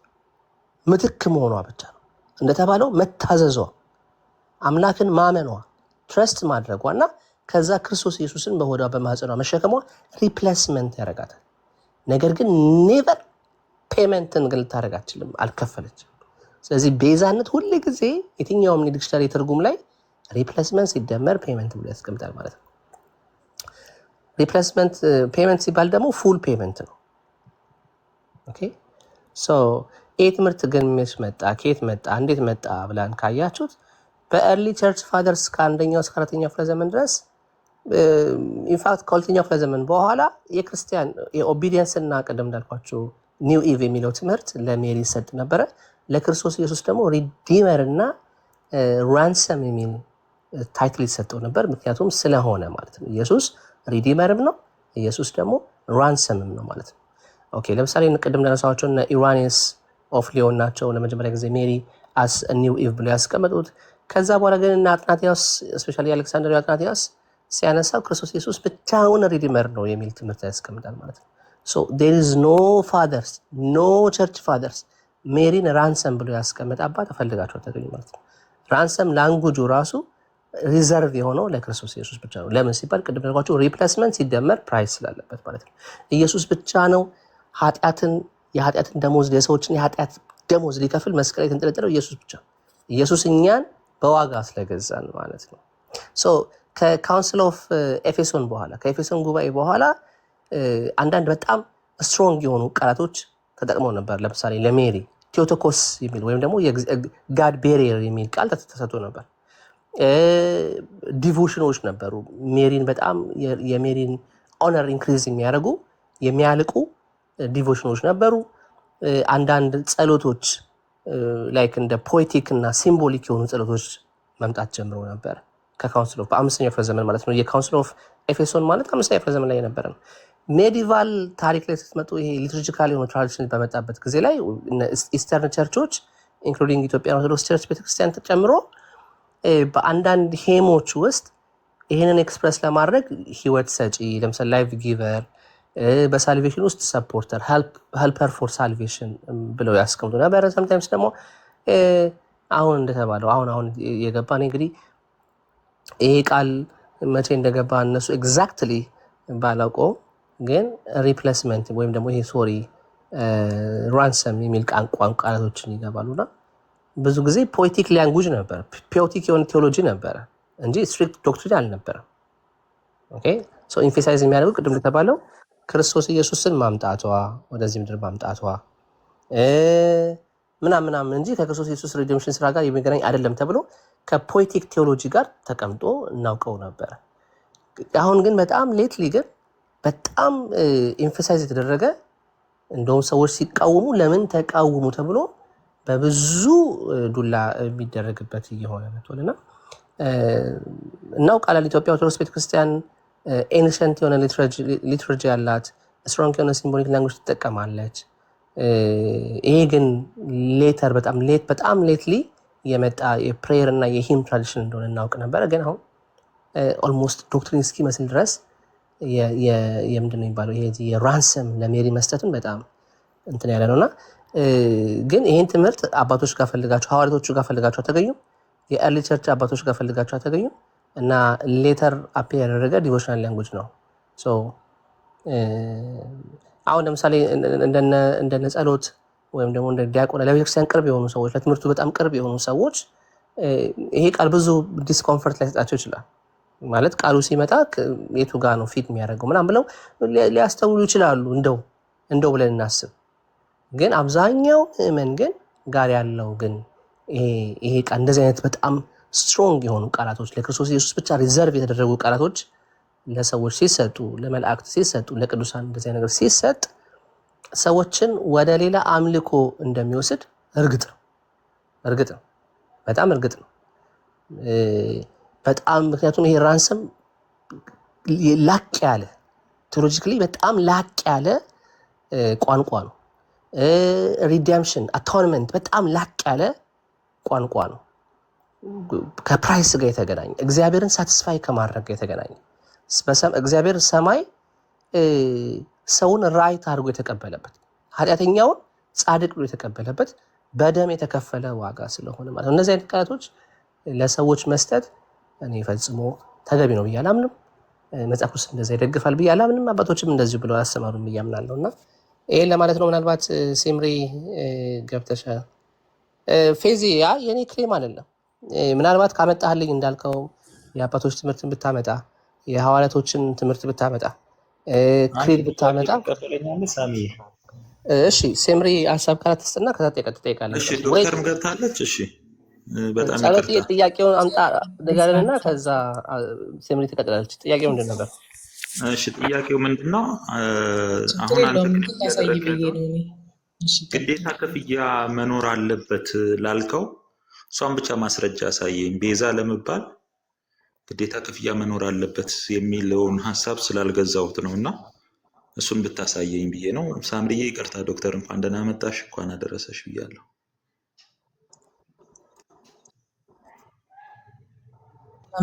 ሰላም ብያለሁ ሁላችሁ ነው። ሳሚ ትመልስለታለህ? ቆይ እንትን ላሳያችሁ ብዬ ነው። አሁን ጸሎት የጠየቀህም ጥያቄ እኛ ከምናምንበት ጋር እኛ የተጠቀምንበትን ሴንስ የሚያሳይ ብዙ ጊዜ ያው ቃሉ ኢትዮጵያውያን ናቸው በብዛት የሚጠቀሙት ይሄ ድንግል ማርያም ቤዛዊት የሚለውን ማለት ነው። ቆይ ቀጥሎ እሺ እመለሳለሁ አንዴ። እሺ እስክትመለስ ድረስ ሰምሪ ቀላል ጥያቄ ነው የጠየቀው ወንድምነት እና የሂብሩንም ቃል ሄደ የግሪኩንም ቃል ኮንፈርሜሽን ሄደ ማየት ይችላል። ቅድም ሲያነሳ ነበረ ባራክ አጠገብ ኮምፒውተር ካለ ባራክ ከፍተህ ታሳየዋለህ። ኮፔር የሚለው ቃል የሂብሩ ቃል ፕራይስ ከቨሪንግ ብሎ ነው የሚፈታው። አይ ቲንክ የግሪኩ ቃል ላይትሮን ብሎ ይፈተዋል። ላይትሮን ማለት ፕራይስ ፔድ ቱ ሪሊዝ ብሎ ነው የሚፈታው ማለት ነው። ሁልጊዜ ራንሰም ሁልጊዜ ፕራይስ ፔድ ቱ ፍሪ ሰምዋን ብሎ ነው የሚያስቀምጠው ማለት ነው። መጽሐፍ ቅዱስ ላይ ያለው ሀሳብ እንደዛ ነው። ባይዘው ቅድም ስለነሳው የነበረው ከፕራይስ ጋር የተገናኘ ከክፍያ ጋር የተገናኘ እንጂ ሪፕሌስመንት ጋር ብቻ የሚያቆም አይደለም። እንግዲህ ኮምፒውተር ያለው ሰው በሙሉ ከፍቶ ሊያየው ይችላል ማለት ነው። ምናልባት ባራክ ኮምፒውተር አጠገብ ካለ ከፍተህ ታሳያለህ። ካልሆነ እኔ ተነስቼ ምናምን ላፕቶፔን ከፍቼ ላሳይ ይችላል።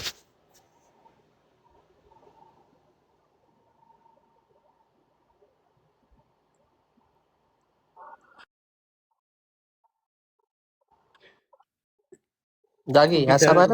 ቀጥል። ኮምፒውተርን እስክትከፍት ድረስ ግን ይሄ ቤዛ ብለን የምንናገርለት ከባርነት ጋር ከተሸጡ ሰዎች፣ ነፃነት ካጡ ሰዎች ዋጋ ከፍለህ የምታወጣቸው የምትቤዣቸው ነው። እስራኤላውያን ይሄ ባህላቸው ነው። በ7 ዓመት አንድ ጊዜ ባሮችን ነፃ ያወጣሉ። ዋጋ ተከፍሎ ደግሞ አንድ ሰው ይመጣና ዋጋ ከፍሎ ሰውየውን ነፃ ያወጣዋል። ይሄ ዋጋ መክፈልን ይይዛል። ክርስቶስ ኢየሱስ በባርነት ተይዘን ነበረ፣ ዋጋ ከፍሎ ነፃ ወጣን። ይሄ መክፈልን ያያይዛል። የእስራኤላውያን የባህል ነው እና ከላይ ቆይ አንብበው። ላንብብ። ምን ይላል መሰላችሁ? ሳሚሻ በትልቁ አድርገው አይ እንዲታየን በጎን በትልቁ ብትሆን ነው። እሺ ወይ አንብበው፣ ችግር በትልቁ የለም። አርጉ ይከተላል። ነው አንችልም። አይ ቲንክ ሶሪቲ ናት ማድረግ እንችለው ሁለት ነው እንደ ስለሆነ በቃ ይነበብ፣ ችግር የለውም። ኦኬ ይኸውልህ ራንሰም ናውኑ a sum of money demanded or paid for the release of a captive. ልድገመው። a sum of money demanded or paid for the release of a captive. ሳሚ ትርጉም እስቲ አንተ ምን ማለት ነው? ያው አማርኛውን በደንብ ስለምትችለው ተርጉም። ካፕቲቭ ማለት በዕዳ የተያዘ፣ በወንጀል የተያዘ፣ በሆነ ጉዳይ የተያዘ እስረኛ እንደማለት ነው። ስለዚህ ራንሰም ማለት ይህንን ሰው ለማስለቀቅ የሚከፈል ወይም የሚጠየቅ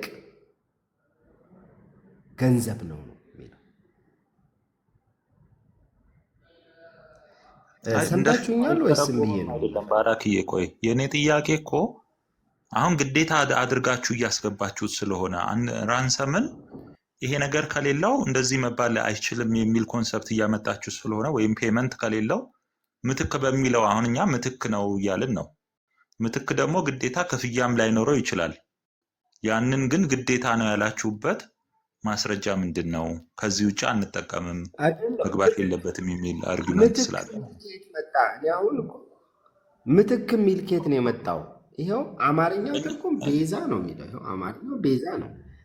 መዝገበ ራንሰም ቤዛ ራንሰም ነው። ምትክ ገባኝ። አማርኛውን ዲክሽነሪ ብታየው ባራክዬ ምትክ ይለዋል። ለአንዱ አሁን ያልከውንም ደግሞ መከፈልምንም ጨምሮ ያስቀምጣል። ስለዚህ እኛ በምትክ ብንናገረው ምትክ ባልንበት ወይ ብንናገረው ስህተት ሊያደርገን አይችልም የሚል ነው። እናንተ ደግሞ የግድ ምንድነው ግዴታ ምን አለበት መኖር አለበት አላችሁ? ክፍያ የሆነ ነገርን ማድረግ አለበት፣ ፔመንት መኖር አለበት።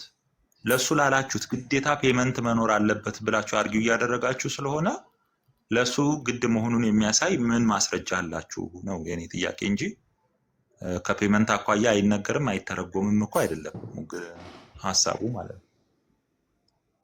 ጸሎት ያልከውን ይሄው ላሳይልህ። የኪዳነ ወልድ ክፍሌ መዝገበ ቃላት በጣም ነው። ደስ ይለኛል። ያው ቃሉን የምንጠቀመው ቅድም እንዳልኩት እኛ ኢትዮጵያውያንን ቤዛ የሚለውን አሁን ግብፃውያንን ብትጠይቋቸው ሜሪ ራንሰም አይሉም፣ ኒው ኢቭ ነው የሚሏት። ኒው ኢቭ ነው የሚሏት። እኛ እንደ ኢትዮጵያዊነታችን ቤዛ የሚለውን ቃል በኢትዮጵያዊ ፍቺ አግባብ ነው የተጠቀምነው ማለት ነው። እሱን ግልጽ ማድረግ አለብን። ስለዚህ ኢትዮጵያውያን አሁን ቤዛ ሲሏት ምን እያሏት ነው? ቤዛ የሚለው ኪዳነ ወልድ ክፍሌ መዝገበ ቃላት ገጽ 266 መሰለኝ ምትክ ይላል። ይኸው ምትክ ዋጋ፣ ካሳ፣ ለውጥ፣ ምትክ፣ ኃላፊ፣ ዋቢ፣ ምትክ የሚላለ እዚህ ጋ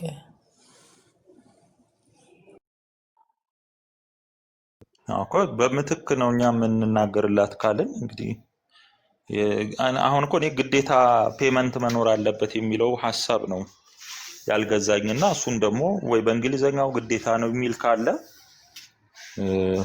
እሱም ካሳዩኝ በሚል ነው። እኛ ግን በዚህ መልኩ ነው በቃ።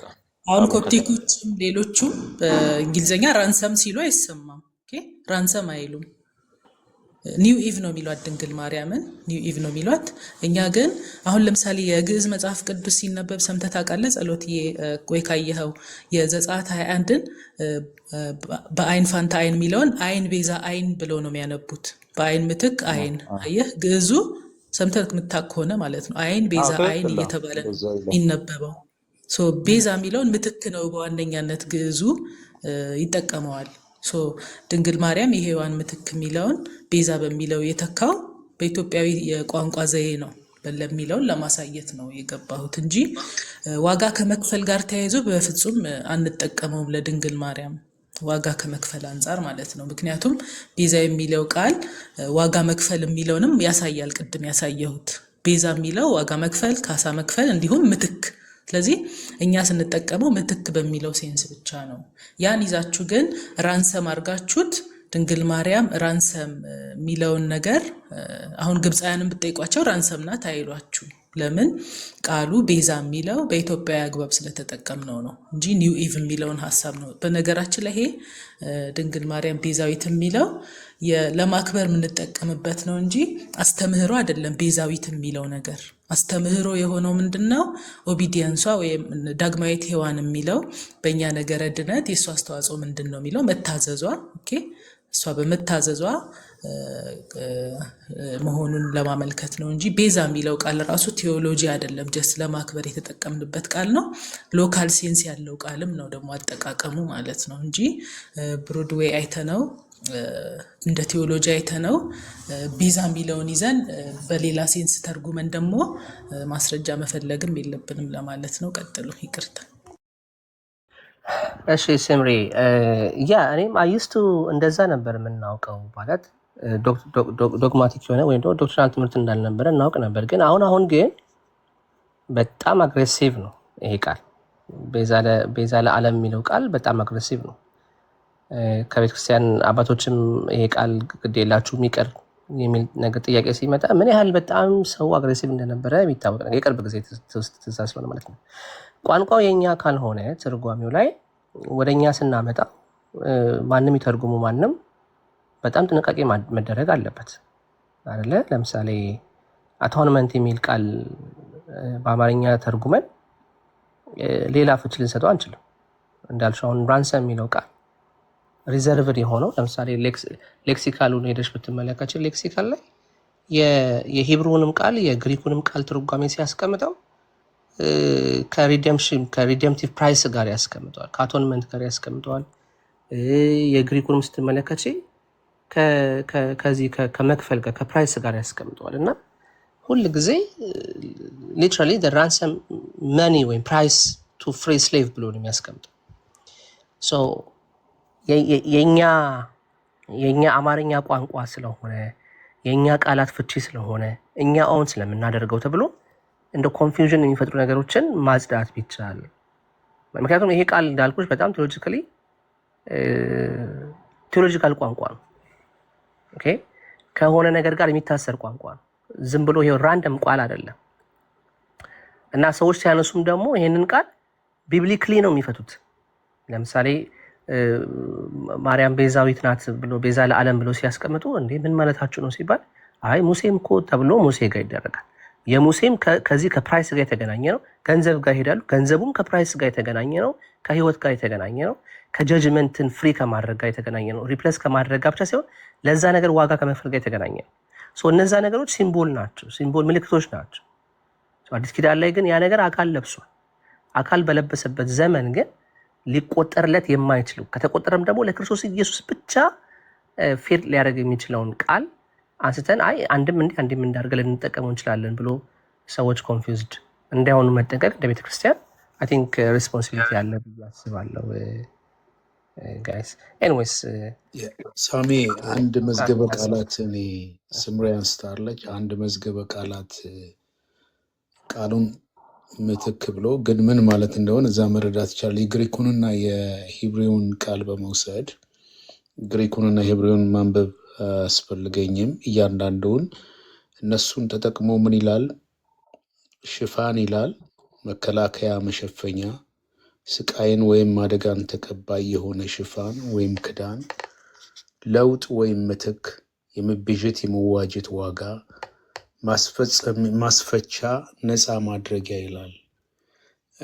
ምትክ የሚለው ቃል ለምሳሌ ጌታችን ኢየሱስ ክርስቶስን በምትክነት ደረጃ እንውሰደውና ምትክ የሚለውን ቃል በሙሉ ከዚህ ጋር እንወስደዋለን እናንወስደው የሚለውን እኔ ለሚያደምጥ ሰው ልትወው።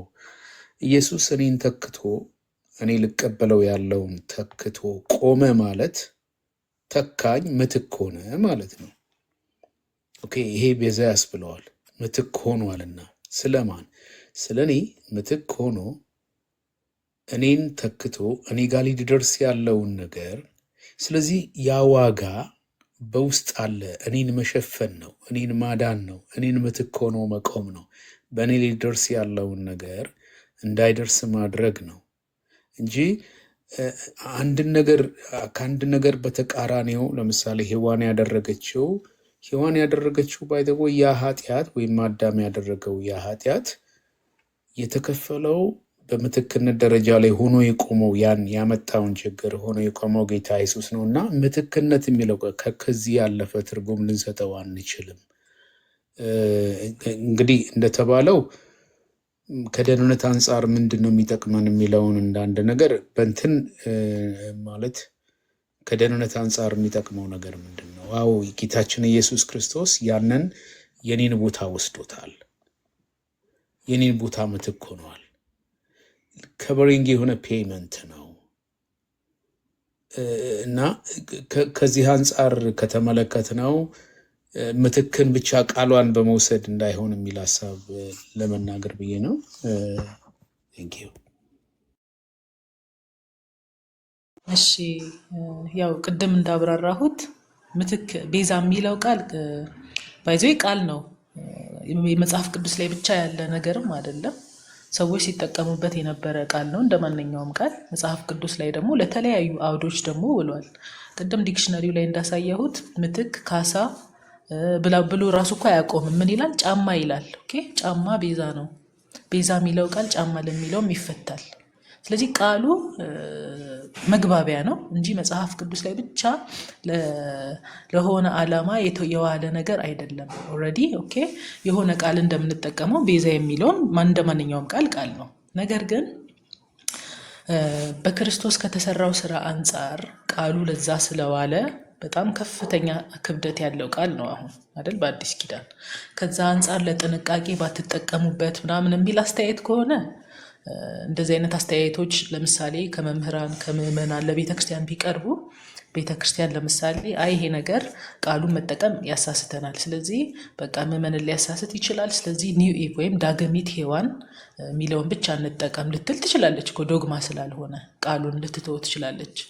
እስካሁን ድረስ እንደዛ ኮንፊውዝ የሆነም የለም። እንግዲህ መምህራንም ኮንሰርን አላረጋቸውም፣ ምክንያቱም ሲብራራ ስለሆነ እኛ የምንማረው ያው ሲብራራ ደግሞ የሔዋን ምትክ መሆኗን ለማሳየት ስለሆነ ማለት ነው። ለምሳሌ ካቶሊኮች አሁን ኮሪደምትሪክስ የሚለውን ቃሉ ካለው ዌት አንጻር ወይም ደግሞ ካለው መረዳት አንጻር ኮንፊውዥን ይፈጥራል ከሚል ሲተውት ወይም ሲያሻሽሉት ልናይ እንችላለን። ለምን? ቃሉን መጠቀም በራሱ ዶግማ ስላልሆነ ማለት ነው። ውስጡ ያለው ትምህርት ግን አይቀየርም። አሁን ድንግል ማርያም በታዛዥነቷ ዳግሚት ሔዋን ሆናለች የሚለው ይሄንን አንተውም። ነገር ግን ቃሉን ባትጠቀሙት የሚለው እንደናንተ ኮንሰርን ያው ግልጽ ነው፣ ሊገባን ይችላል። እኔም አሁን እንደዛ ትያለሽ ወይ ብትለኝ ለእኔ ግልጽ ነው ቃሉ። ነገር ግን ሰዎች ሊሳሳቱ ይችላሉ አይችሉም የሚለውን ጥናት አላረኩም በእርግጥ። ይሄ የግል አስተያየታችን ነው የሚሆነው ማለት ነው። ቤተክርስቲያኗ ግን ለምን ተጠቀመችው የሚለውን ስናይ ቤተክርስቲያኗ የኢትዮጵያ ቤተክርስቲያን ናት የተጠቀመችው። ከኢትዮጵያዊ የቋንቋ አጠቃቀም አውሬ የተጠቀመችው። ቋንቋው ደግሞ ቤዛ የሚለው ቃል ምትክ ሊሆን ይችላል፣ ጫማ ሊሆን ይችላል፣ ካሳ ሊሆን ይችላል። ከዛ አንጻር ነው የተጠቀመችው ለማለት ነው። አመሰግናለሁ። ያ ሲምሬ ቴንክ ዩ ሶ ማች። ግን ምናልባት እኔ ለምስልሽ ቆይ ይሄ ልበላትና ባኬን ፎርስ እንዲሆን ያው አስተያየት ብቻ ከማለት አንፃር እኔ ቱ ቢ ኦነስት ለማለት ኦርቶዶክስ ቤተክርስቲያን የኦርቶዶክስ ቤተክርስቲያን አሮ ኢስተርኑም ዌስተርኑም ጨምሮ እንዳለ ኮፕቲክ መሰረት አላቸው። ሄደን ትሬስ አድርገን የት እንደምንሄድ ታውቃላችሁ። አሌክሳንድሪያ ጋር እንዳለን ማለት ነው። የአሌክሳንድሪያ የአንጾኪያ ቤተክርስቲያን እና የዚህ ሮም ቤተክርስቲያን እነዚህ ጋር የምትቆጠር ናት። ሄደ ትሬስ አድርገህ ሁለተኛ ክፍለ ዘመን ላይ ምናምን ነገር ምን ታገኛት ቤተክርስቲያን ናት። የአፖስቶሊክ ሰክሴሽን ትምህርት ያላት ቤተክርስቲያን ነች። ሁል ጊዜ አዲስ አይነት ትምህርት ሲመጣ እሱ ብቻ አይደለም፣ ሌሎች ብዙ ትምህርቶች ለምሳሌ አማላጅ የሚለው ሌሎችም ትምህርቶች እንደዚህ አይነት ትምህርቶች ሲመጡ በቤተክርስቲያን ታሪክ ውስጥ ያልነበሩ ትምህርቶች ሲመጡ አንደኛ ሁለተኛ ክፍለ ዘመን ላይ ያልነበሩ፣ ሶስተኛ ክፍለ ዘመን ላይ ያልነበሩ፣ አራተኛ ክፍለ ዘመን ላይ ያልነበሩ ትምህርቶች ወደ ቤተክርስቲያን ሲመጡ ያቺ የጥንት ቤተክርስቲያን ናት ብዙ የክርስትና መጽሐፍቶችን ሪዘርቭ አድርጋ የጠበቀች የቆየች ቤተክርስቲያን ናት። የአባቶችን ትምህርት ጠብቃ የቆየች ቤተክርስቲያን ናት እና ሌትሊ የመጡ ትምህርቶች እና ብዙ ጊዜ ይገርመኛል ራሴ ጥያቄ መሆኑ ማለት ነው። ቤተክርስቲያን ራሷን ሪኒው ታደርጋለች ወይ? ራሷን ታድሳለች ወይ? የሆነ ዘመን ላይ መታ መልኳን ትቀይራለች ወይ? ሌትሊ የመጡ ቸርቾች እንደዛ ሊያደርጉ ይችላሉ። በተሐድሶ በዚህ በፕሮቴስት በማድረግ የወጡ ቸርቾች የራሳቸው መልክ ሊኖራቸው ይችላል። እነሱም በመጽሐፍ ቅዱስ ቴስት ይደረጋል። እንዲህ አይነት ግን የቀደምት ቤተክርስቲያን ግን ትሬስ አድርገሽ ወደኋላ ባክ አድርገሽ የምታገኛቸው ቤተክርስቲያናት ግን አትሊስት ሪዝንብል መሆን አለባቸው።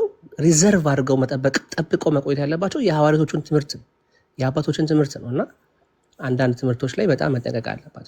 ማለት እንደዚህ አይነት ትምህርቶች ላይ ፈልገን ማናገኛቸው ትምህርቶች ላይ መጠንቀቅ አለብን። አሁን ለምሳሌ ቤዛ የሚለው ትምህርት ያኔ ነበር ወይ? ቤተክርስቲያኒቷ 2000 ዓመት የቆየች ቤተክርስቲያን ናትና ነበር ወይም ብለን ወደኋላ ባክ ብናደርግ ማናገኛቸው ትምህርቶች ናቸው። በጽሁፍ ማናገኘው፣ በኦራሊ ማናገኛቸው ትምህርቶች ናቸው። ሌትሊ የገቡ ትምህርቶች ናቸው እና ከዛ አንጻር እንደው ቤተክርስቲያኒቷን ከመጠበቅ አንጻር አንዳንድ ትምህርቶች ሲገቡ ሪዘርቭ ከማድረግ አንጻር እንደ አስተያየት ብለን እናስቀምጣለን። ለዛ አንጻር ነው። ባራክ ይቀጥልና እናጠቃለል።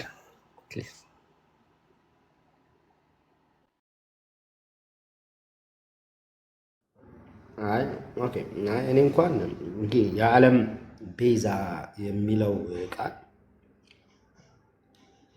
የዓለም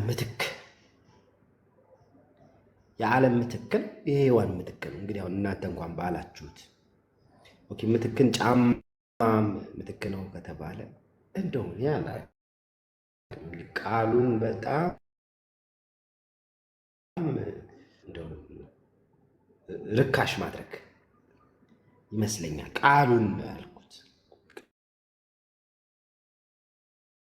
ቃሉን ማርከስ ነው ይመስለኛል። ግን እንደው ይሁንና ከተባለ የማን የዓለም ቤዛ ከተባለ የዓለም ከተባለ የሔዋን ምትክም አይደለም እኮ እየተባለ ያለው የዓለም ምትክ።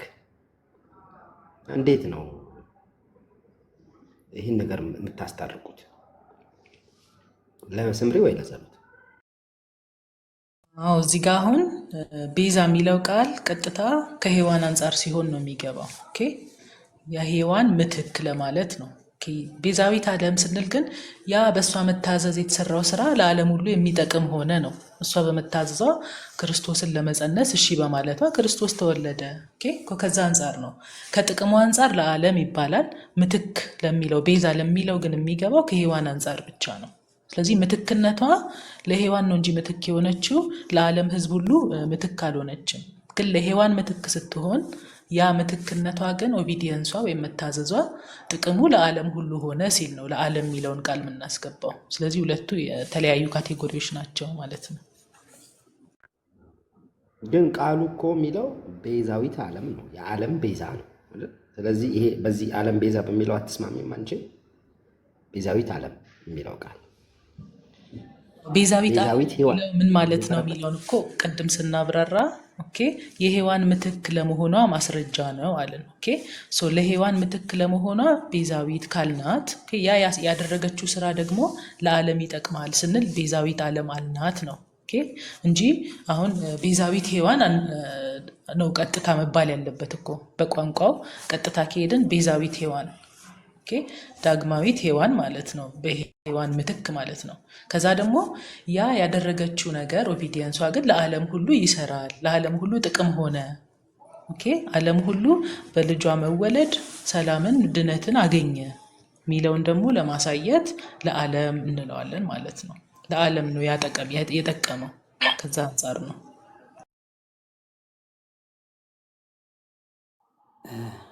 ግን እንደ ጥያቄ የሚሆንብኝን ላንሳ እና የዓለም ቤዛ የዓለም ነው ቤዛ የምንላት እና የዓለም ቤዛ ለመሆን እሷ ነፃ መሆን አለባት አይደል? ለእሷ ቤዛ የሆነው ክርስቶስ ነው አይደለ? የተያዘ ሰው ዋጋ እኛ ስንጠቀመው እሷ ነፃ ትሆን አትሆን ከዛ ጋር የሚገናኝ ነገር አይደለም። የእሷ መታዘዝ ብቻ ነው ቤዛ ያስባላት። ኦቢዲየንሷ ከሔዋን አንጻር ስለሆነ እዛ ጋር ቤዛ የተባለችው የዓለም ቤዛ ነሽ ስንላት የዓለም ቤዛ ለመሆን ነፃ መሆን አለ። ለምን ይሄ ዓለምን ክርስቶስ አሁን የዓለም ቤዛ ነው ስንል እሱ ነፃ ስለሆነ እሱ መክፈል ስለሚችል ቤዛ ሆኗል። የዓለም ቤዛ ሆኗል። ዓለም በምን ተይዞ ነበር ስንል የክፉ ተይዞ ነበር። ስለዚህ ከዛ ክፉ በምን ዋጋ ከፍሎ ተቤዠን፣ ቤዛችን ሆነ። እሷ የዓለም ቤዛ የሆነችው እሷ ነፃ ነበረች የዓለም ቤዛ ለመሆን? ካልሆነ እሷም ራሷ እስረኛ ከሆነች ቤዛ የሚያስፈልጋት ከሆነ እንዴት የዓለም ቤዛ ትሆናለች? ይህ ጥያቄ ነው። አሁን አንተ ይዘህ የተነሳኸው ዲክሽንትን ትርጓሜ የትኛውን ነው? ካሳ ምትከፍል የሚለውን ነው የያዝከው። እኛ ደግሞ ካሳ ምትከፍል ብለን አንተረጉመው። ምክንያቱም ካሳ የሚከፍለው መክፈል የሚችለው ክርስቶስ ብቻ ስለሆነ ለዓለም ማለት ነው። አምላክም ሰውም መሆን የሚችለው የቻለው ሰው ሁሉ በወደቀ ሰዓት የሚያድነው የአምላክ ስጋ ብቻ ነው። ስለዚህ ካሳ መሆን የሚችለው የክርስቶስ ብቻ ነው፣ ክርስቶስ ብቻ ነው። አንተ አሁን እየጠየቅ ያለኸው ከመክፈል አንጻር ነው። እኛ ቤዛ የሚለውን ከመክፈል አንጻር አንተረጉመውም እኮ ብለናል ቅድም። ምትክ በሚለው ሴንስ ብቻ ነው የምንረዳው ብያለሁ። ጥያቄ እሱ አይደለም። ጥያቄ ነፃ ከመሆን ነው። ነፃ ከመሆን ነፃ የሆነ ነፃ መሆን ያስፈልጋል። ለምሳሌ ለምን አገናኘው ብዬ ነው። አሁን እኛ ታዛዥነቷን በማየት ነው ከሔዋን ጋር ያነጻጸርናት። ነፃ መሆን ያስፈልጋል ለመታዘዝ። አንዴ ቀይ ቤዛ ለመሆን ነፃ መሆን ያስፈልጋል። አሁን ባሮች በጌታቸው ስር ነው ያሉት። እነሱን ቤዛ ሆኖ ለማውጣት ባሪያ ነፃ አያወጣም። እሱ ራሱ ነፃ አውጪ ይፈልጋል፣ ቤዛ ይፈልጋል። እሱ ራሱ ቤዛ ይፈልጋል። አሁን እሱ